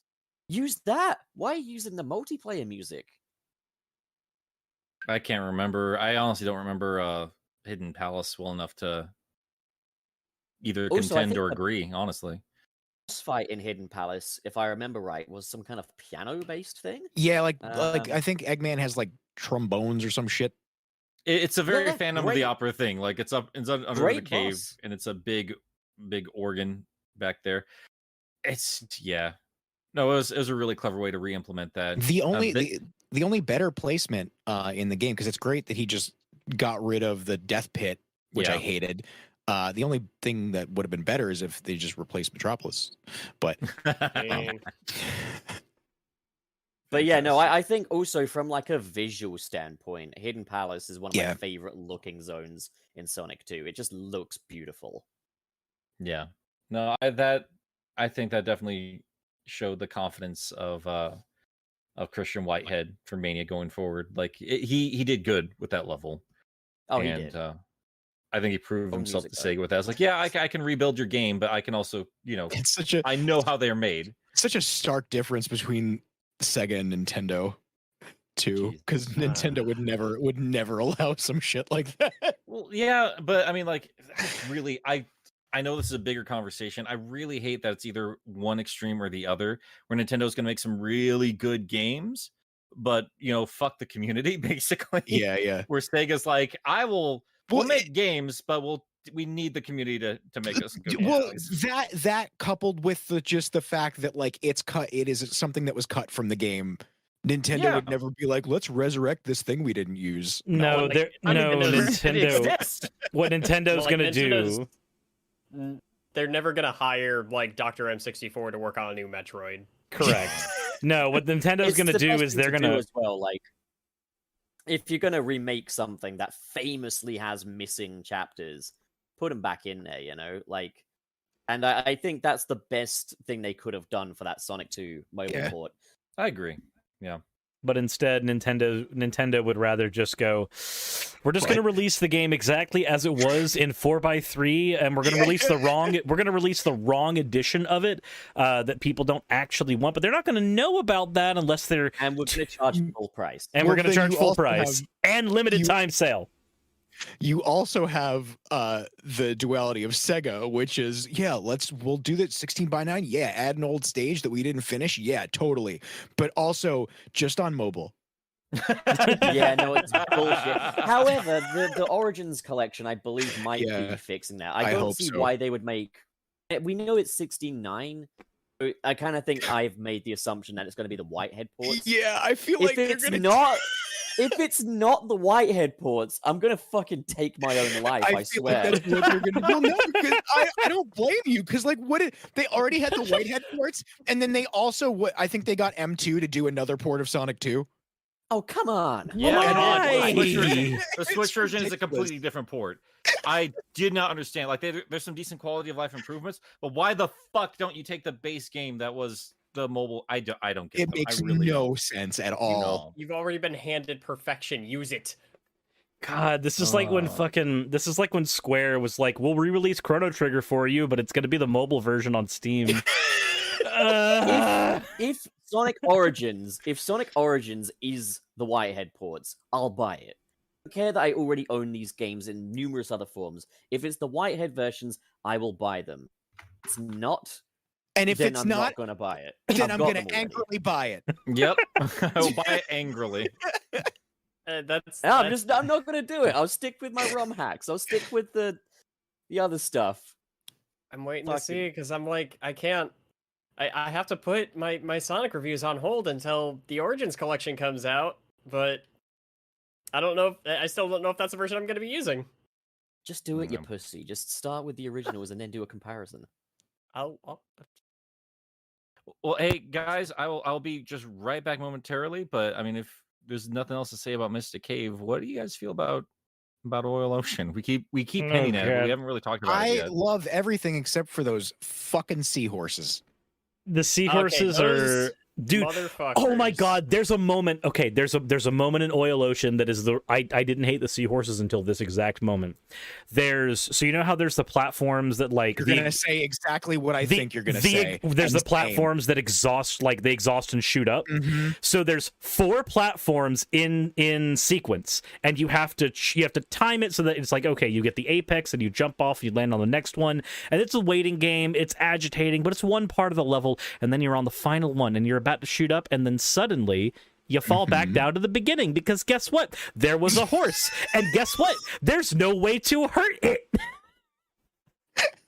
and there's no way to know it was there. It's got projectile attacks. 2 of them. The thing that I remember most about Oil Ocean is you've got those ball cannon things that shoot you into other ball cannons, and then yes, Donkey Kong Country. I remember. Yeah, there's a bit in there where you get an invincibility straight before jumping into the ball cannons, and you're just watching Sonic get past through ball cannons as the invincibility. And all I could think is, yeah. Dude, when I went in the ball cannons, all my brain could do this. Like, I forget what the release schedule was. I think Donkey Kong Country came out after Sonic 2. I could be wrong, but my brain just immediately went, "Oh boy, barrels!" I think it's a good level though. To be honest, I like Oil Ocean. I like it. Music is good too. It's one of those things where like. Yeah. I don't hate the level. It's not like a Marble Zone for me where I'm just like, wow, I hate the level, and there's some moments where it's good. With Oil Ocean, it's like, I don't hate the level, but there are some parts in this that make me want to rip the cartridge out and throw it across the room. See, I never had that with Oil Ocean, to be honest. Like, for me, like, I think it's like Oil Ocean and Hilltop are 2 perfectly fine zones, but they feel fillery. See, when I remember growing up and sucking, I still suck at video games. Not much has changed. I started playing Monster Hunter, and I wonder why I love this franchise. But with my sucking at video games not being a thing that changed, I was never able to beat Sonic 2 as a kid. The closest I ever got was by playing as Knuckles, because there's a lot of sections in Sonic 2 that are made a lot easier when you play them as Knuckles. except Oil Ocean. Oil Ocean does not improve at all with Knuckles. In fact, actually, I think Oil Ocean's worse with Knuckles. Yeah. More than likely. I'm trying to remember why that level gave me so much trouble as a kid, because I distinctly remember that being Seahorses. it might just be seahorses, sure.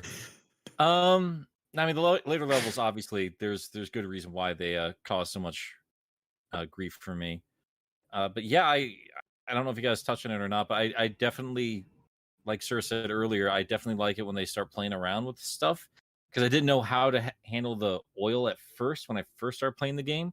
But once I realized like it was thick and you can just hop into it, like it was fun to kind of play around with it. It's viscous and moist. Yeah. Yep. Yeah, Nope. It sure is. it sure is. I have made Wayne distinctly uncomfortable. Oh God. That was the easiest boss to cheese though, out of any of them in the game, I think. That boss scared the piss out of me. As a kid, yeah. Yeah. Until I realized, oh, there's oil there. I remember testing it out for the first time. Like, will he fuck with me if I'm in the oil? Oh, he doesn't. Okay. Cool. Yeah. The oil becomes your safe place. That worm with the hook at the end of it scared the shit out of me. And him being erratic with that laser, it hitting the platform and then the whole platform doing whatever that is. Just catching on fire like that, yeah. It's not even fire, but though it's like plasma. Explosion. It's like plasma that moves. Well, yeah, Yeah. because the idea is that the platform's slick with oil, so if the laser hits the oil, it all lights on the way down. Yeah. And it makes sense. I like it, and it's nice and anxiety inducing. But then, like with a lot of the bosses in that game, once you figure out that you can just be on top of Eggman and ruin his day. Yeah. Oh, I do love doing that. Oh my God. And if you have tails there, like, yeah, you just kind of, you go under a platform and you just hop towards the center of it and you're not going to get touched. Well, you drown a fox in oil. Or you and just get have the job done. Or you just have a friend or a little sibling who controls tails. You're just like, okay, I'll dodge the boss. You be my weapon. That's the thing I did. That's a thing I did growing up, actually, is that when I had trouble, mostly in Sonic 3, when I would have trouble, it'd be like, okay, 2-player mode. I will focus on dodging the boss. You be my bludgeon. Yeah, that's when my poor little brother's like, I mean, we'd have to take turns because the poor kid's just like, I don't want to play Tails. Like, yeah, you're invincible. Like, yeah, I don't really get to play the game until like the boss fight. And Minster 2000 said there's a hidden invincibility box near the Oil Ocean boss area. It's not even in the Christian Whitehead port, I believe. Well, it's useless. That's why. You don't need it. But thank you for the money. We appreciate it.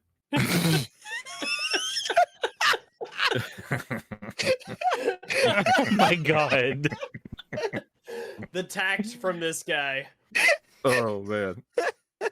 Nick, this is why you haven't been able to go full-time on YouTube. I'm kidding. Yep, basically. Yep. I'm kidding. It's all good. It's fine. Be sure to subscribe to Game Apology. Yeah, guys, please do. I'm so look, we are his emotional support group as well. Please, for the love of God, let this guy go full time on YouTube. I'm gonna snap away half your subscribers for you. We need to quit just Thanosing people, man. Wayne, I thought I told you utilitarian ethics don't work like that. Those are Jesus Malthusian Christ. ethics. Not with that attitude, they don't. God damn it. Oh my God. Are we done with Oil Ocean? I think so. Is it Metropolis after that? It is. Yes, it is Metropolis after that. So fuck Metropolis, right? Yep. Okay, so let's talk about Sky easily, Chase. Like... Oh, okay. I feel like we had a lot of. I feel like we could have just done group therapy for Metropolis. but okay. I do want to say I'm something. having a stroke. So real quick. Metropolis Zone. What is everyone hating You about can't. so You, much? there's no such thing as real quick Metropolis. No, there's not. Okay, so Wayne, you asked the question. I feel like that's a great point to bounce off of.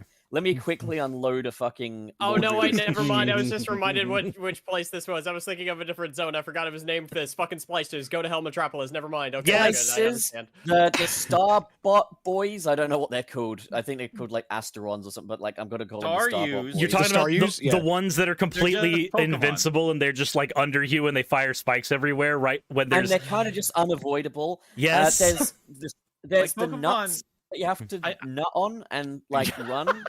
you know and shit. the worst part Cog about Metropolis platforming? Zone. The worst part about Metropolis Zone. This was my brain. I can just did this morning. I can tell you my exact thoughts after dealing with Act 1 and Act 2, getting into Act 3 and going, oh, maybe it's just the boss. No. Nah. No. And That then boss be- was kind of bullshit too. You know and what's- then be you know what's disappointed. You know what's fucked? It's not those Staryus are not that big of a. They're annoying, but like if you're going through that stage confidently, it's really easy to avoid them, unless you're playing with Tails, who is never an issue in the game until that stage when you have to use the fucking nut to go up the bulb, and he's in the opposite fucking direction, and he's making you go Yes. slower, and there's a fucking Staryu that you can't avoid because Tails is like, no, let's get hit by it. So if you fall off of the nut, Mm-hmm. so punishing because you have to go off screen, get that nut off Uh-huh. screen. Yep, Go you back get and it then to reset. back on Get the it to nut. respawn, And- and then There's lava everywhere, and it's just it's the thing is, And I then get you it. and then you get to the top The and there's a final slicer. stage- the final stage needs to be a bit sadistic and difficult, but this was just too much. And No, all it those- wasn't the final stage either. It wasn't Well, even the would- final stage. yeah. Would you believe that there was actually a zone that I disliked a little bit more than Metropolis in this game? How? Nope. And it wasn't Chemical I- Plant. I No, think I I know think what I you know mean. what you're thinking. I think I'm I with know you what you're there. thinking. Yeah. How? It's the Sky only Chase. so we haven't gotten there yet. It's not Sky Oh, Chase. Oh, I know what it is. I know can't exactly imagine. what it is. Sky Wait, Chase, I thought agree. was Sky Chase was maybe a little dull. It's very easy, and you just It's kind of like. not Robot I- Turtles. I love Sky Chase so much because it's easy as shit. It's Yeah. very short, and it's such a breath of fresh air after 3 acts of Metropolis Zone. It's a quick Mhm. intermission. It's a Cool. quick relax now I moment actually- before you get into the real shit. I feel like I'm the only person that didn't complain that they did the thing in Mania with it. Probably. Yeah, No, I it's- didn't mind that What? either. No, you're talking about like in the Westopolis zone. Yeah, Like, yeah. where you start off with. Yeah. No, that's fucking great. People complain about Westopolis? that? I shit my What's pants Stopolis when I saw it. I was Zone? like, The beginning of Shadow the Hedgehog. Jesus. Wayne, Christ. you fucking genius. Did people not like that? It's not called Westopolis. Yeah, it's called the what it's whatever. It's Western Wild Sonic West stage. Zone. It's, Yeah. What? it's Westopolis to me. I don't Wait, fucking It's care. fucking What's it called? Rootin' Tootin' Zone. Who gives a shit? Wait. The point is, Yeah. they did Sky Chase in it. Yeehaw Zone. Branch Saloon. That's it. There it is. It's Yeah. High Noon Zone. Oh god, Westopolis was that level from Shadow the Hedgehog. Yes! It Damn it. was the first Let level me, of let, Shadow me, the let me Hedgehog. tell you, I think the only time the Sky Chase plane mechanic ever became egregious to me was in Sonic 4 Episode 2, because they dragged it out for so goddamn long. I literally in forgot I that was one. there. Ugh. Well, it's got Robot Turtles. It's got the best badniks I've ever seen. And you can stand on their dads. You know what's Yeah. you know what was cool about that, by the way, which is a thing in Sky Chase I thought was cool. So the turtles, right? Hmm. If you stand in front of them, they shoot you. But Mhm. if you kill the baby turtle that's piloting the big turtle, it doesn't shoot at you anymore because it doesn't have a pilot. yeah, Yeah. that's true. But I want to know what happens to the saved turtles, like there's pigs and turtles in the robots. Oh, they grieve for their child. No, so you bust the robots. They and fall then to they their fall out of the death. sky. So I have a okay. So have you ever seen? You've seen the Sonic OVA, right? Yeah. Yeah. So you know the little like robot turtle with the jetpack that's got like the little rockets in it, and it just kind of it's a stupid little joke they kind of added into the end where it's got little jet boosters in its shell, and it kind of like scoots along through the air. Like Oh Gamera. no. I want to believe that was not actually like a robot because everything else about it looked organic. I want to believe that in the world of Sonic the Hedgehog, that is just a thing that exists. So they're all It's- baby Gamras, is what you're saying. Rocket Yeah. Turtles.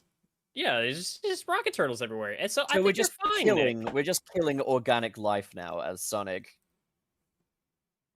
What? What? No, I'm saying inside the robotic turtles, there's the little baby turtles. They just happen to have jetpacks in their shells.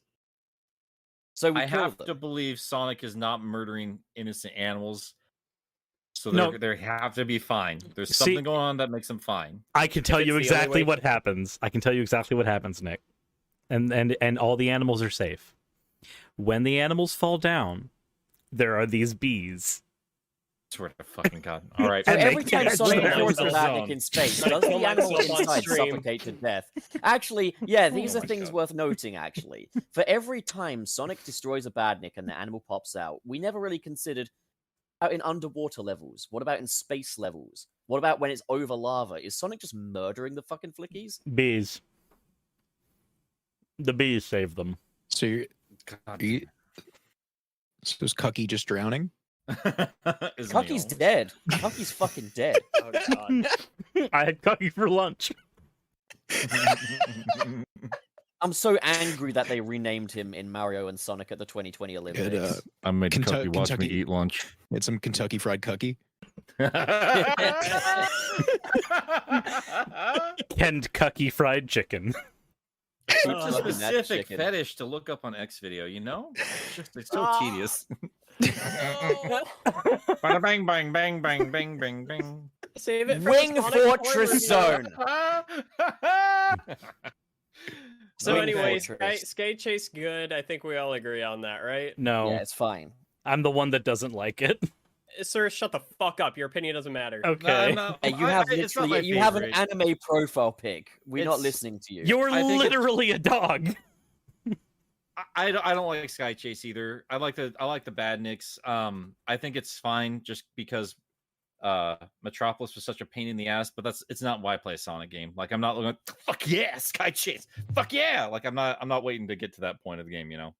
I might It be a works little entirely biased. within the it- context of it's after Metropolis. It is a basically, sigh as far of as relief stage. Yeah. Sure, I understand why it's there. I don't hate it.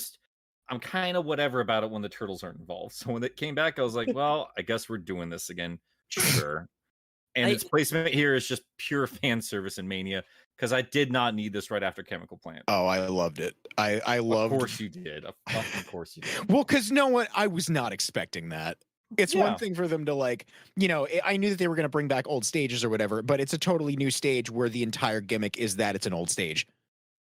Yeah, I mean that's Which the is point like- of Mania is to be like, No, I know, but the point of Mania was the opposite. Because all those stages are the same, asset, like the same aesthetic from those old stages, but they're making new stages out of them. This was the opposite. This was like they recreated the old stage, but it's the new stage. Like Yep. it's yes, true. it's instead of the aesthetic with the new stage design, it was flipped the other way around. I like that it didn't end there too. I like that the second half of it is that train section. It is a very unique act in that game. Yeah. I did like it, throwing me for a loop there. I'm gonna say it. I fucking hated Wing Fortress as a kid. I love that Like, stage. Same. I still hate it. It's just bottomless pit the level, to be honest. And like, So to be It fair, really it's is. the one level where it's justified. It's justified because in the theming, but I still don't like it. so Yeah, that it- was the. Sorry, go ahead. It's not the whole time. I'm going to tell you right now that stage has way less bottomless pit hazards than a Dimp Sonic game. I mean, Um, yes. Oh, but that's not even saying But- very much, really, is it? Like, Okay, look, the but- bar was low. You cleared it. That, the thing is, the bottomless pit thing is really only an issue for like part of the stage. A lot of that stage, you're safe. It's If you have mainly any when you're fear, right? outside. That game's yeah. gonna fuck with you. There's Like it fucks with you hard. If you're not going through that level again with confidence, Yeah. it's like we're just gonna put this little roller skate next to the pit. Oh. Well, that's Fuck the thing. If you have confidence, it's actually one of the easier stages. dude, the Oh, roller yeah, skate sure. the roller skate bit screwed with me because so with the roller skate bit, if you have an input pressed, Don't touch anything. yep, if you have Yep. if you have an input pressed at the last second, the part of the game that says Sonic has momentum and the part of the game that says Sonic's feet are sticky, just it turns on at the very last second, and suddenly you have no momentum anymore, and you're doing a small jump over the other pit. You have to Yep. you have to take your hands off the controller. There's only two things about the Wing Fortress that I hate, and it's that part where I have to let go of the controller to survive, and then the part where you're inside the plane, you get out of the plane, and then you're hanging on those panels using the same mechanic from like Hydrocity Zone, and the panels are breaking, and there's a moment where you have a choice. You either go to the left or to the right, and in the game up to this point, going to the left hasn't been the worst thing in the world. There's a lot of levels that kind of snake down, making you do that. But if you go to the left, you just go back to the beginning of the level on accident, and you have to go through everything all over again. It's a very confusing design. And I definitely did that this morning, and I hate it. That's my thing. That is the one stage I think I like the least out of Sonic 2, and part of it is that is the only stage where I got lost and didn't know which way I was supposed to be going. Really? Yeah, I don't know if I'm just stupid or what, No, but you're not. I distinctly remember like every new set piece, because there are like very unique sections to that level, which I will forever be thankful for. But like, it's the first time like in that whole game where I'm like, fuck, I don't know what to do next. And like every time I would die, I'd get back to that point and be like, okay, all right. We get to that bottomless pit with the skateboard or the little roller skate. And then you get to the other side and there's a fucking other one. Oh yeah, it just shoots you back and forth over and over. Yep. Yeah. So like, yeah, and you get the hang of it. That's fine. But then you go through and then like there's a thing that keeps booting you back up. Like, oh, I have to go into the wall. My bad game. I'm so silly me. I didn't know I'd go in the wall. And then just shoots you off to the fucking side of this thing.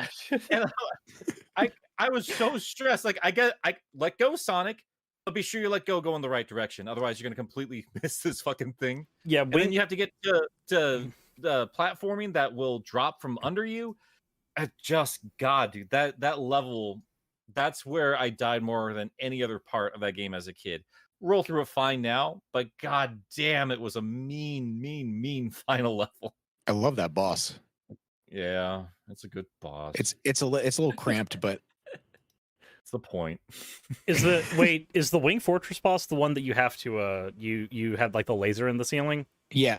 hmm Okay. So like I I really don't like that boss. I used to hate it as a I kid, but now agree. like as an adult with dexterity, it's not really hard anymore. Wow. Now I feel small. I'm kidding. No, I like what that game is testing for you. It's saying, hey, you can't approach the platforms from the bottom. You have to approach them from the top, and you've got this finite window of time where not only should you be on a platform, you need to be on the right platform, and you have the ability. You only get like two or three hits maximum on the laser before it fires. So like Yeah. it's also a boss that just says you're also going to be tested on your longevity because you don't get to cheese this one. You don't get an easy way out this time. And I don't hate it for that, but I also do not enjoy that boss at all. You have to be really careful too, because it's really hard to pick up your rings again, because They like in fall normal, outside the yellow lasers. Yeah. Yeah, that's true. Yeah, but the game also gives you, what is it, 3 rings in the actual arena. Yeah. So you can, if you leave those rings alone, like I always usually leave them alone or try to avoid them. That way, if I need a ring, I have one. Right. The It's fucking hell. God damn. the one thing that I think drove me the craziest, especially in this most recent playthrough, getting to Wing Fortress, was right before that level. I collected my 7th Chaos Emerald. Oh no. Yeah. That level's a lot harder as Supersonic. It sure is. And unfortunately, you don't have a whole lot of say. Once you collect that 50th ring, it's fucking over, dude. That's such a waste to get Supersonic at that point in the game. I was not having a good time. Oh my God. I will say I do absolutely adore the transition into the next level. Wait. What about the 1-up monitor, the hidden one, right before that? I guess it's hidden. I mean, I'm Yes. Gilly, I'm bad at games. I don't know what to tell you. Wait, hidden- you guys know about it, right? Hidden 1-up monitor zone. Tippity top of the wing. When after you beat the Oh, boss, there's a 1-up monitor right before you exit the level. Right. Oh. After Yeah. the boss? Yep. Really? You know how Robotnik drops through the floor? Yeah. Go to the right. Interesting. Okay, yeah, no, I had no idea. Yeah, there's like it's like behind like there's like a window to the right of right before he like drops through the floor. And if you go over to the window, there's a monitor and it's obstructed by like the window.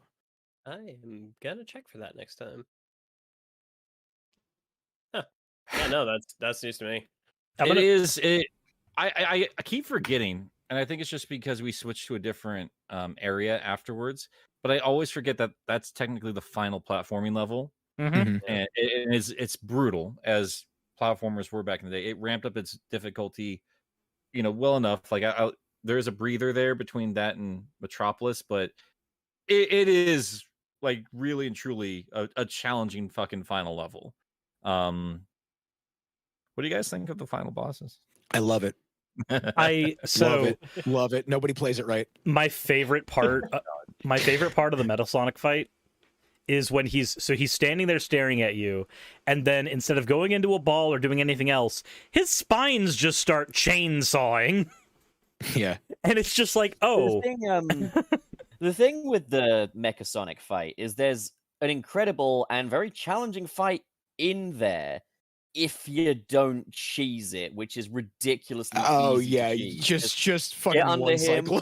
spin dash, and he's done. Like, I feel like, honest to God, it's one of those things where it rewards you for playing it smart, but at the same time, I can't help but feel like, should this be available for what is phase 1 of the final boss fight? By the way, I gotta correct you. I gotta correct you. It's Silver Sonic. Okay. God damn it. But the toy listed it as Mecha Sonic. All right, you can switch over from Robotnik to Eggman, but it's got to stay still. God, fuck you. God. Yeah. Well, at least there's one Eggman and not 12 like all the Robotnik Sonics. Okay, look. It's actually aluminum Sonic, okay? He looks like Mark 1 Iron Man, Yes. It's leftover Okay, tin let's just foil call him Sonic. Iron Man Mark 1, okay? That's what he's called. Before because chat's gonna fucking do it. Yes, we do know it's a Mecha Godzilla reference. We know. I did a whole goddamn update video about. We know, and we also know Mecha Sonic from Sonic 3 and Knuckles is the best one anyway. But I do think, sorry. I think that also played into like why we had. I don't know if it was intentional or not, but technically we do have a Sonic form of some kind that does have a mohawk in the official games now. Oh no! Yeah, you're not wrong. And now I'm gonna get a toy of him, and I'm so excited. I can't believe we're getting a toy of that thing. Like we've never had a clear view of that thing before God damn it, that art dropped online. And now I'm gonna have it in a figure form, and I'm so excited about it. And it's one of my least favorite robot Sonic designs, but I'm so happy it's showing back up.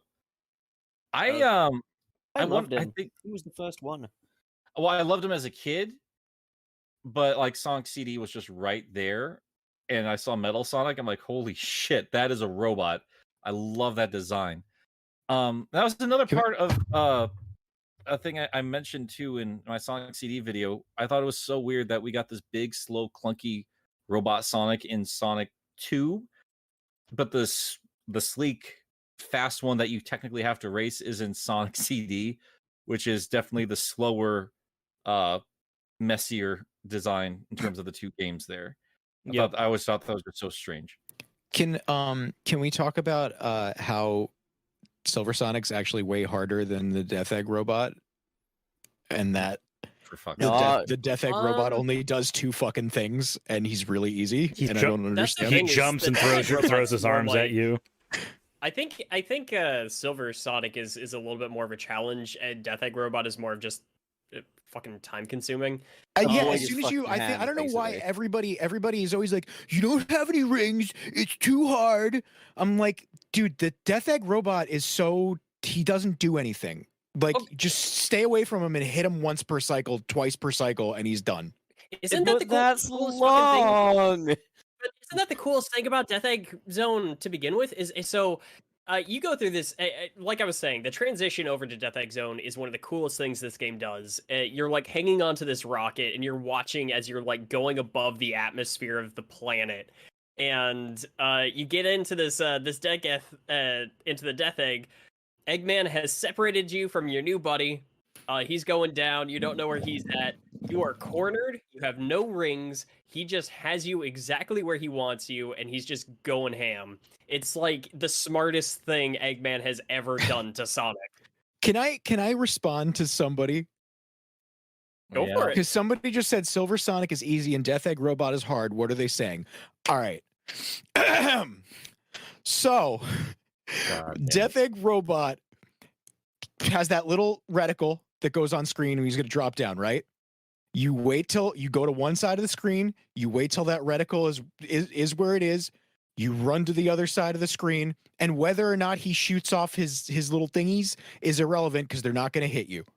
Every time that he comes crashing down, and everybody always complains about the hitbox, don't worry about the hitbox because every time that he touches the ground, he bends down, giving you ample room to attack him. But doesn't he immediately shoot the things afterwards? Like No, you can just, all you have to do is jump on top, but you can hit him and then run away. Yeah. You can just hit him and run away. But I And think the issue people have is learning that process between that and Silver Sonic. It's a fucking intimidating nightmare. that I understand, but it shouldn't. It like takes like literally like 2 tries to learn what's going on. Like it's pretty obvious what's happening because he doesn't really do much. He either walks. Well, here's the thing: you already learn that by way of every time that he hits the ground, right? He ducks down and you can hit him, but he only fires his hands off every other cycle. So every other cycle, he hits the ground, ducks down, and then he just walks slowly. So even if you want to be totally safe, you can just hit him every other cycle. You can wait till he hits the ground, jump on him, and then walk away from him because he's gonna slowly walk. And then every time that he comes down, if you're afraid of his hands, don't even bother trying to hit him. Just run away. Yeah, and I'm not disagreeing with any of it. I'm just saying, like, anyone that's having frustration with it, I think it's the learning process. Because Trey said it earlier, like it does capitalize on your nerves. Like Silver Sonic's buzzsaw, like that's telling you, like, don't you fucking try, buddy. Don't try it. Well, that's even though you can. But that's the thing that I'm confused about because people will still say now that it's such a hard boss. And maybe you got to figure out what's going on first, but once you have it figured out, it's not hard. Like it's not like it takes a lot of dexterity to do. It's easy as hell. Yeah, no, it's fine. I think a big part of why it throws people off too is if you've been playing through that game with Tails alongside you, Tails will generally do the work for you. He does a lot of your damage when you're like, if you're trepidatious, Tails is half your damage. And let me just apologize. Wait. Somebody just said I have nostalgia goggles, and that's why I couldn't beat this boss when I was a kid because I was afraid. Then once I had a brain and I was good enough at video games to actually beat them, I was able to go, oh, this boss has a pattern. Yeah, no, we got a lot of people like I beat it without any issue, like, and I want to applaud those guys. Too. You get a cookie. Hold on, that's like I am complete. I'm in complete agreement with Gilly, and I played this game. I fought that boss for the first time like maybe 5-6 years ago. Like, I don't really think that constitutes as nostalgia. So yeah. I mean, by the time you get to that area, I mean, if you have a little bit of confidence and you just take your time and learn what the boss patterns are, it's not that hard. Well, I still find it difficult though because I'm one of those people that it doesn't even compare to a lot of other like even just difficult, like any other difficult platformer, because Sonic's not necessarily like a difficult game. Any of the bosses in Mega Man, the regular bosses in that game are 10,000 times harder. You have to learn a bunch of patterns, and a lot of times it takes so many tries just to learn the pattern because the bosses do like 4 different things. Eggman does 2 things in the entire fight. I'm not going to argue that. I think Death Egg Robot in Sonic 2 is the hardest of the classic Sonic game final bosses. I would say Doomsday took me a long fucking time to. Okay, if we're not counting Doomsday, I'm just thinking of that as not the final boss but the bonus boss. Well, either way. Yeah, I mean, I think that's a good point though, Gilly. Like when I look back at it, like I am like emotionally and physically drained every time I get the hang of a Mega Man game. I would much rather play through Sonic 2 than try to endure classic Mega Man. and I've appreciated them, but man, like you watch like Kedicris or anyone who's done like the marathon, like, oh, I'm gonna play through these games for the first time. Like, well, good fucking luck, dude. Because it's even no matter how good you get at Mega Man, like you still have to take time with each individual game and learn patterns because it's going to kick the shit out of you. Well, to be fair, a lot of Mega Man you don't have to learn the patterns because whenever you get, because of the rock paper scissors mechanic, a lot of like there are bosses where sometimes you need to learn a pattern, but a lot of the bosses are easily exploitable with whatever their weakness is. So once you break into it and get a power, they all kind of fall apart. Yeah, it nullifies the entire pattern of everything. Yeah. No, I think it's a genuinely challenging set of bosses there, and it can be very overwhelming because it takes away a lot of the safety nets in that last section of the game. And on a game that requires continues and lives, it's extra stressful because if you lose there, you're gonna lose everything else. And yeah, and again, we're very proud of everybody who did it their first time. Good for you, you epic elite gamer. For all of you, I have gotten you a gold star. Mm-hmm. There we go. Thank you. Of course. But I've never once said that this was a badly designed set of bosses. I don't think that in the slightest, and I think it's important to make that distinction. Challenging does not mean badly designed, regardless of your own ease with it. Yeah, I think it's a pretty dope game. I just also want to quickly point out that like this was the first appearance of the Death Egg, which I think is a great little base for Dr. Robotnik. It stepped things up from the Scrap Brain. In Sonic 1, our final boss encounter was Crushing. Pistons. It was crushing. Whereas crushing fetish, yeah. Whereas in this one, we've got a robotic version of Sonic, a robotic version of Dr. Robotnik. Like they step things up. Like the third act of this game feels so much bigger and more blockbustery than Sonic 1 did. And I think that's really commendable, even down to the ending. The ending is it feels like an old movie. What about the music from Death Egg Zone that you never get to hear? Yeah, God. That's the poor guy that composed that. Just get an F in the chat, folks, for whoever it was that composed that.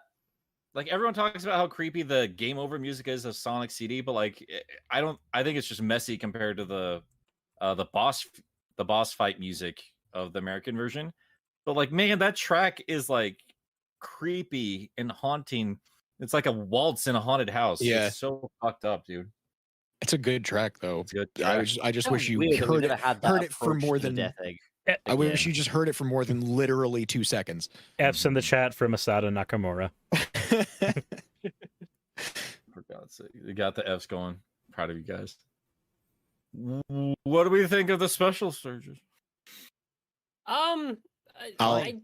They're hard, but they're fine. They blew me away as a kid, and now I'm just kind of like on them.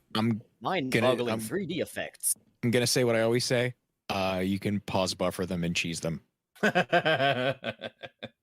Wait, don't you have to be in debug to pause buffer though? No. Okay. No, you just press the start button over and over. Yeah. Oh, okay. This is like that sounds like a pain in the ass, but okay. Dude, this is what we did. This is what we did back in the day. I think the special stages in the classic trilogy progressively got better as they went. I like the Sonic 2 special stages more than the Sonic 1 special stages, and I like the Sonic 3 special stages more than the Sonic 2 ones. It progressed pretty gradually to me. I don't hate the Sonic 2 special stages, although I will say if you're just like, man, if it's coming at you, sometimes, especially when it's turning and spinning and everything like that, oh, the pixels are just an assault on my eyes. Yeah, it can get overwhelming with the later ones there. I think the progression's pretty steady. I think by 3 or 4, it's like really fuck off hard. But like I said in the video I did a million years ago, I think it's important that they did that because I see a lot of people like complaining about them. It's like, yeah, dude, but like this is in the day of rentals and shit like that. And instead of just making the entire game fuck off difficult, they made the extra stuff fuck off difficult. And the reward is insane. Mm-hmm. It breaks the game completely. It also ruins the game from an audio perspective. Oh yes, it does. Half the time I don't want to play a Supersonic because I want to hear the music. Yeah. Yeah, and by the time you get Supersonic, like you're expected to have mastered the rest of this game. It's just this extra bonus thing that instead of a reprieve, like the entire game is just now your playground and you can Yeah. fuck off with it. There's not a lot of pitfalls outside of Winged Fortress, and obviously that death pit Mystic Cave. Mystic Cave was just badly designed. Yeah, but, Mystic Cave, you can get crushed. But I mean, outside of that, that game is designed to really embrace the speed of Sonic. That's why Tails isn't playable. I mean, partially because he's new, and I'm sure they didn't have everything designed for him, but like they didn't design anything for his flight in there. I love Sonic 3, and I said it in your video, Gilly, like I always recommend in terms of classic trilogy, probably start with Sonic 2 because it is all about Sonic. It is strictly his gameplay and just beginning to end. It's I think it's beautifully designed. Some bullshit here and there, but it's a really good game. That's why I think like with that or Mania, I love getting into those debates about which of those games is better instead of Sonic 06 at least had ambition over Sonic Forces. Like I'm fucking tired of like this pile of shit isn't as runny as this pile of shit, I fucking love these games. Everybody always talks about how they want Sonic Adventure 3. We got Sonic Adventure 3. It's called Sonic the Hedgehog. Oh, God. For the Xbox 360. He just set a light on and threw it into the chat. So, thanks for that. That's okay. And you know what? I'll just throw another grenade in there. I fucking love the story of Sonic 06. All right. Okay. That's a thing someone can think. Yep. I will also jump in and say that Sonic 06 is an imperfect masterpiece. I wish you motherfuckers would stop using the word masterpiece for the exact opposite of what it means. Maybe we just like things, okay? Maybe we just like that things. doesn't make it a masterpiece. It's a Maybe in our opinion, father it's a Sonic masterpiece. Maybe in my opinion, it's a masterpiece. Oh my God. Like the butterfly effect, Back to the Future, X-Men Days of Future Past, put them in a blender, and then like skewered a 5-foot tall mutant hedgehog and kind of stuffed him in there. That's what the plot of Sonic 06 was. You forgot to throw Chrono Trigger in there because the final boss is Lavos.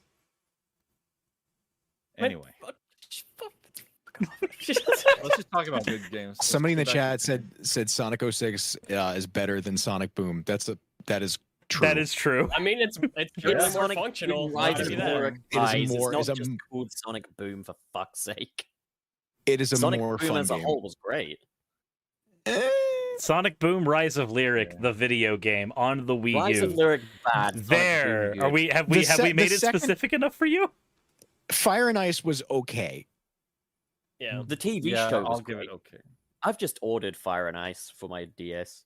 It's so okay. It's so mid. The first one is competent. It's boring as sin. I've not played them enough yet. But The first one is a problem because it's the entire reason why Fire and Ice is a better game is because the first game you can only get so far before you realize you have to replay old stages and collect shit before you can unlock other stages. I'm just tired of listening to that. Oh my God. That sounds horrible. Yeah. That just isn't that the same issue we have with Sonic Rush 2? Like Sonic Rush Adventure did the same thing where it's like, oh yeah, you want to go further? No, it's worse than Sonic. It is drastically worse than Sonic Rush Adventure. Oh boy. Yeah. In I that had a regard. pretty okay time with Rush Adventure from what I Yeah, remember. I like it, but I usually start capping out when I realize that I'm not unlocking stages the first time around, and then Yeah. I'm like, all right. That was a problem with some of those games was forcing replaying them. We're getting all over the place here. Before we wrap up, shall we read out the super chats? I think we should do that. Yes. Yeah. Where do we even begin? Wait, did we touch on the ending? You I want to said talk it was about it? quite blockbustery and I liked it. That's all I got. a very emotional ending. Hedgehog fall out of sky, reunite with friend. Tails fuck him on tornado It's wings. the music that they play and the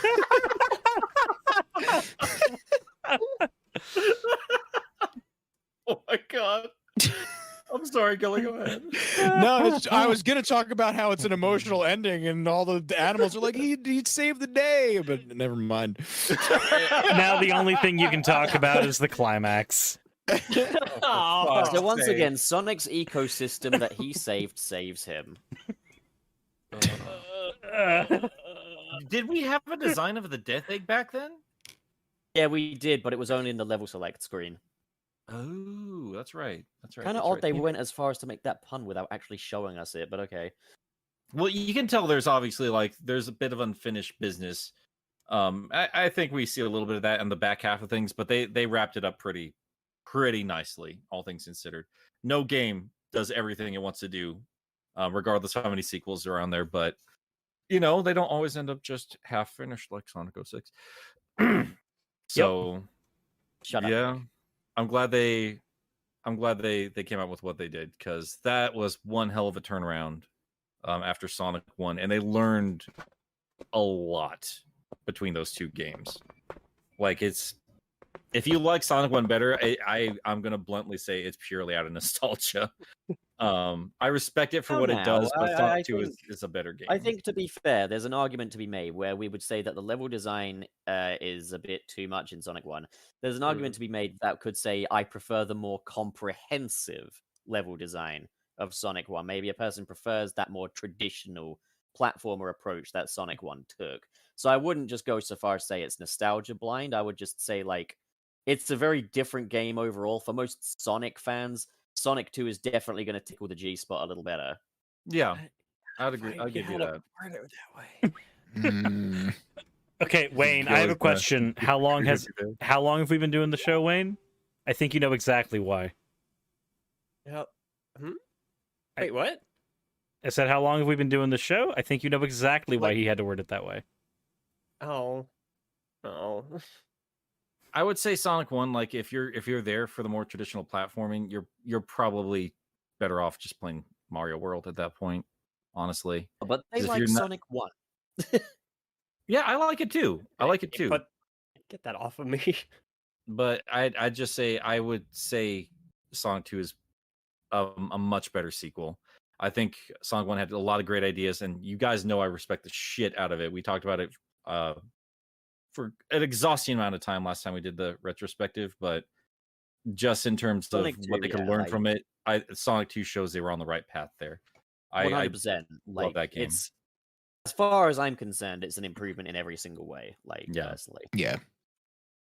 Yeah, I appreciate Sonic 1, but Sonic 2 is really where I like to think that Sonic 2 is where he really got his feet on the ground. He started running properly and everything. Sonic 1 is like, it's cute, but kind of in the endearing sort of way that a child is just sort of flailing around on the ground, not really sure what he's doing yet. But hey, he looks kind of cool. He'll get there one day. He's just kind of stupid right now. Calling It was Chris still, when there was other stuff out there, Sonic 1 was really just a breath of fresh air within itself. But if they had fumbled, I mean, I look at like soft reboots. It's not the exact same comparison, but like episode 7, it's like, okay, this is pretty cool. Don't fuck it up in the sequel. Mm-hmm. And they definitely didn't do that there. That wasn't the best comparison. I'm finding a million reasons to pick it apart there, but It's almost like What the fuck am I saying? comparing like Metroid 1 to Super Metroid, where like Metroid Yeah. 1 was kind of like a prototype. And for all Mario 1 to Mario 3, yeah. Well, yeah, but I think Mario 1 is better than Sonic 1.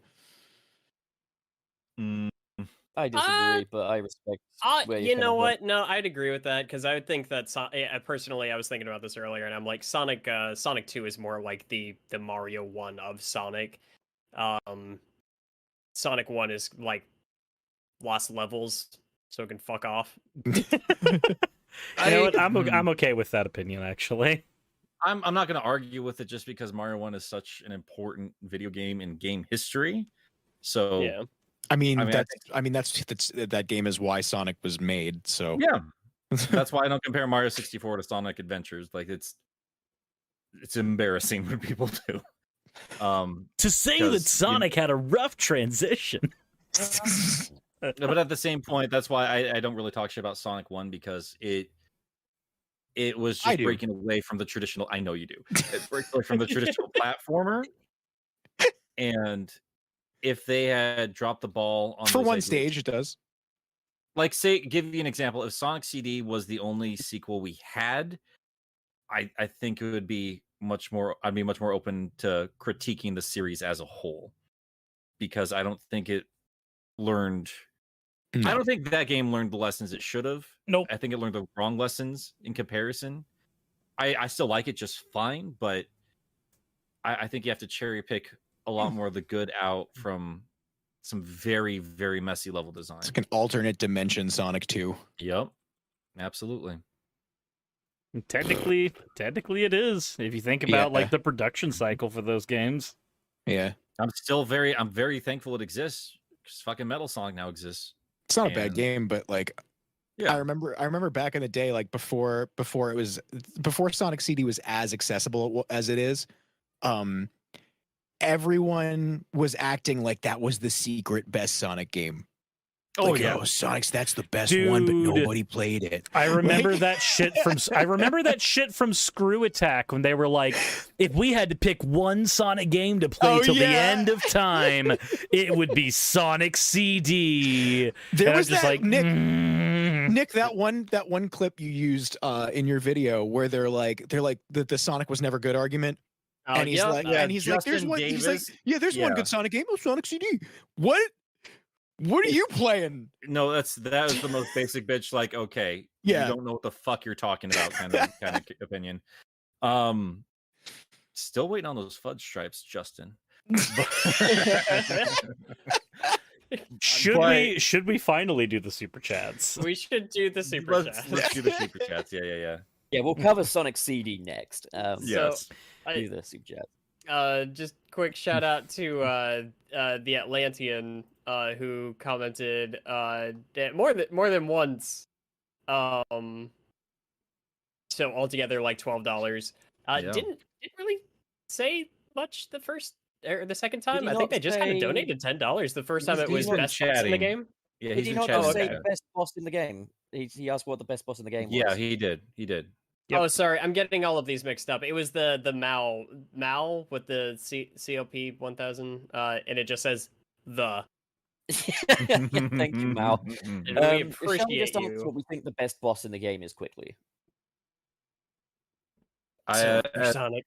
As much shit as I talked, the most memorable one for me was definitely the Death Egg fights. The first time I saw Mega Sonic was really cool because I love Sonic's design, but now I get a robot version. Fuck yeah! Yeah, I'm in Shake- agreement. shake I that think Iron Man Mark 1 was the best boss in the game. So I am a sucker for like a good mech, and the Death Egg robot is not a good mech, but that's what makes it a good mech. Scared the shit The out of me the first clunkiness time I saw of it as it, a I like, kid. think yeah, I think I'm in between Final Boss and Casino Night. Casino Night one's Okay. just fun. Yeah. Like Yeah. the boss I had the most fun with was Casino Night, launching myself at it at rocket speed. yeah. It's just fucking great. But yeah, I guess favorite boss to play against, Casino Night. Favorite boss in design, Death Egg Robot. That's mine. Yeah, Mecha Sonic's my boy. Not Right, my we all favorite done with boy, that? but he's one of my boys. It's my least favorite child, but he's still my child. We covered Ed Logical already in Mystic Cave. Mhm. So let's move along to our pal Jamal, who says, a donate for Nick on Game Apologist. Congratulations on 79.6k subscribers. What is your plan when you reach up to 80k, Nick? Well, I'm just gonna nuke the whole channel. We just hit 80k today. Let's just good run, everybody. We're done. I don't know. Just keep going like I've been going on. Hopefully, eventually, I can do this as a full-time job, and I can. And the moment I do, I'm gonna betray everybody because, like, in between all the Sonic stuff, I'm gonna keep talking about fighting dinosaurs and shark games. God and other damn it, random Nick. ass shit I want to do. And then you'll no longer be able to do it as a full-time job because people won't watch. Yeah. Nope. Here's Sad what's reality. gonna I'll happen. I'll watch. Here's what's gonna happen when Nick starts doing that. Me and Nick are gonna have like 3 hours of talking where I'm gonna have to go, okay, Nick, here's how you diversify all of your income from YouTube, so if your channel burns, you can still survive. Because When my channel was stolen, that's how I survived. Just make a second channel. Make Dinopologist. Yeah, people So, seem adamantly against doing a second channel, but like at the end of the day, like the views aren't. I mean, just like come on. I mean, Game Theory did it. Did You Know Gaming did it. You can make similar content on a topic that, because then you don't have to be like dinosaur video. You can just do a channel all about dinosaurs. Deinonychus. I've made that joke on Twitter the other day.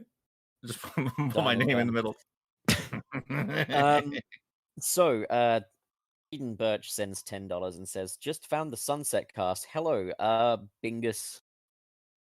Well, Bingus to you too, Aiden. Trey. Bingus to Birch. Trey sends in 5. You didn't put the currency down, Nick, so I can't know what the currency is. $5. He lives in America. He just sends us 5 of anything. Yo, fam, I just joined. I hope y'all are doing good. We're doing great, Trey. I miss you. Yeah, we missed you, bro. Things were good when you were in the jar. And the train headed for Sunset City fucking crashed. The evil Dalek gives us £2 and says Wayne still isn't in the channel about page.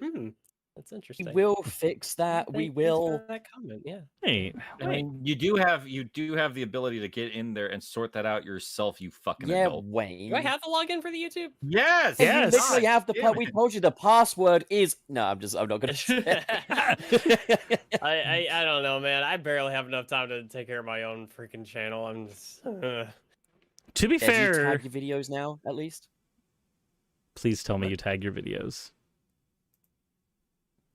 Wayne, Wayne, we talked about this. What? Wayne, we talked so much about this. Wayne, did you? I think no. Wait. I think I've been tagging them. Do you not put a title either? Shut up, man. No, when we first started talking to Wayne regularly, we were like, "Why does this guy have so few views and stuff? He makes such great content." And then we just looked at it like, he doesn't fucking tag his videos. That's why. No, Evil Dalek sent us another £2. He's not even in the description of the video. We're gonna just keep scrubbing Wayne because apparently that just gets us more money. So let's just. Do you use the default thumbnail that YouTube picks? In Wayne's contract specifically, it explicitly says you don't receive a cut of the money. I pay my roommate. She makes really pretty thumbnails. Wait. Hold on, guys. I have good news. Wayne did, in fact, put his video tags in his latest video. Okay. However, the only tag that ranks you in search is the tag Wayne is boss. The Legend of Zelda he can't. Up in there? Are you kidding me? He can't help that. He can't help that. Yeah. I know. That's more algorithm based than Wayne based. It is. What? It is. Oh, the Ratchet and Clank. Wayne, it's one. fine, dude. Just change your username to Wayne is based, and then it'll work. Man, I'm just gonna give up. I'm just done. No, you can't Can give I have up. your channel, please? Do not give up. Anyway. Oh my god. Thank you, the evil Dalek, for keeping us informed about these people monetizing my corpse. Wayne, I will not feel guilty in the slightest until you sort your life out. You can do this. Wayne, you can't leave until you redesign my entire Twitch page. Oh shit, you're right. All right, so we're getting a little bit in the weeds there. Is there any final thoughts anyone has about Sonic 2? It's the my second favorite one. game. It's the best game ever. Yeah, It's a shit game. It's objectively bad, and anyone that likes it is an idiot. Well, so are you. Oh, I know. I never said I wasn't, did I? Not untrue. So Aiden just sent us $5. If you get to this question, what are your thoughts on SWAT butts? SWAT butts. SWAT butts. I like think from Sonics.am? Yeah. No fun allowed. Oh, they're awesome. No fun allowed. I like this. I don't think they fit Sonic's world at all, but I think that's kind of why I like them. I think they're very iconic stormtrooper-y design. Yeah. with their UFO heads. I They think with fit- a little reworking, they definitely could fit. Oh, they but could. I always I don't know if I liked them, yeah. want them to. I like them the way they are. Yeah, like I'm as hungry.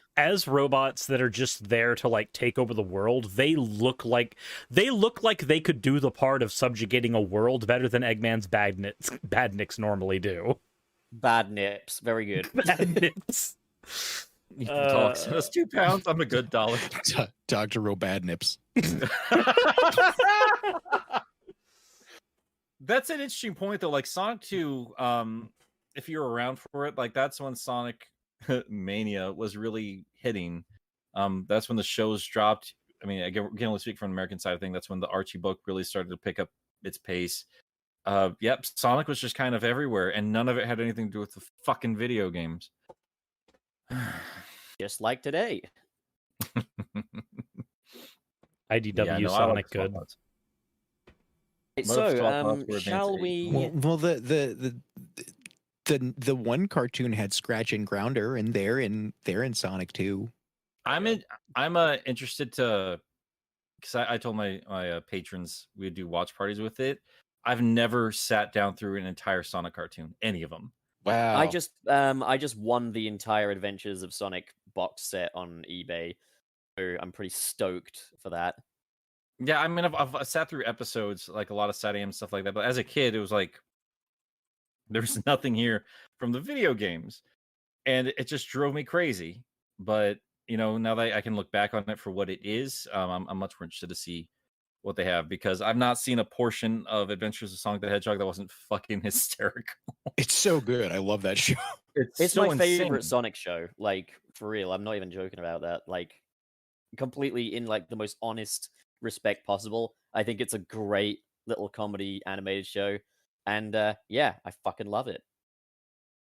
Yeah. And yeah, I do have to watch Underground. Yeah, but that's more my chat with patrons. So we'll get to that when we get to that.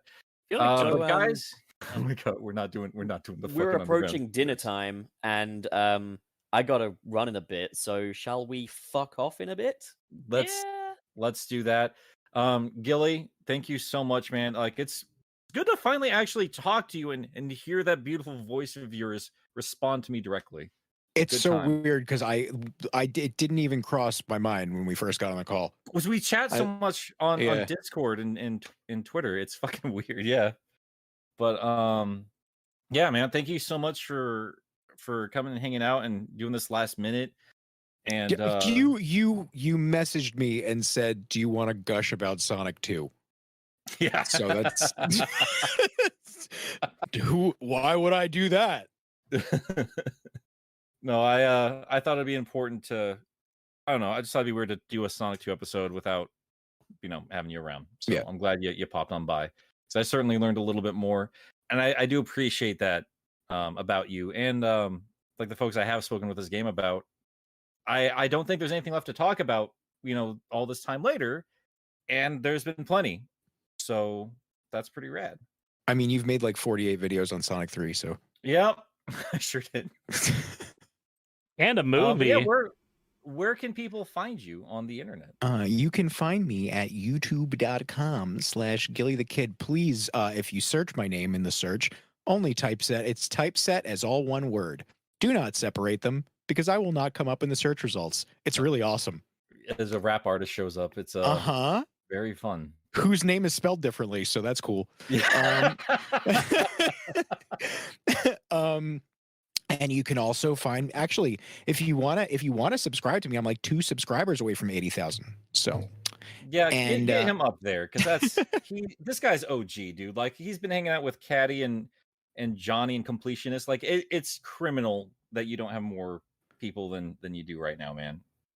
Grosses me out. Yeah, YouTube's fun. Yeah. You can also find me on Twitch sometimes, Gilly the Kid YT, and also Twitter. It's pretty easy to find me on anything. So yeah, except YouTube apparently. Yeah. Yep. Mm-hmm. And yeah, we'll throw some stuff in the description there if you want to go check out his Sonic 2 video. I was on that one. I remember that. Yeah. So I'll throw that in the chat. You had a pretty big section on it. I did. I appreciate that. Thank you. But yeah, how about the rest of you hooligans? Where can the internet find you guys, Cirrus? So you can find me on YouTube at Cirrus the Skeptic. You can also find me on Twitch and also on YouTube on my secondary gaming channel at NecoCirrus.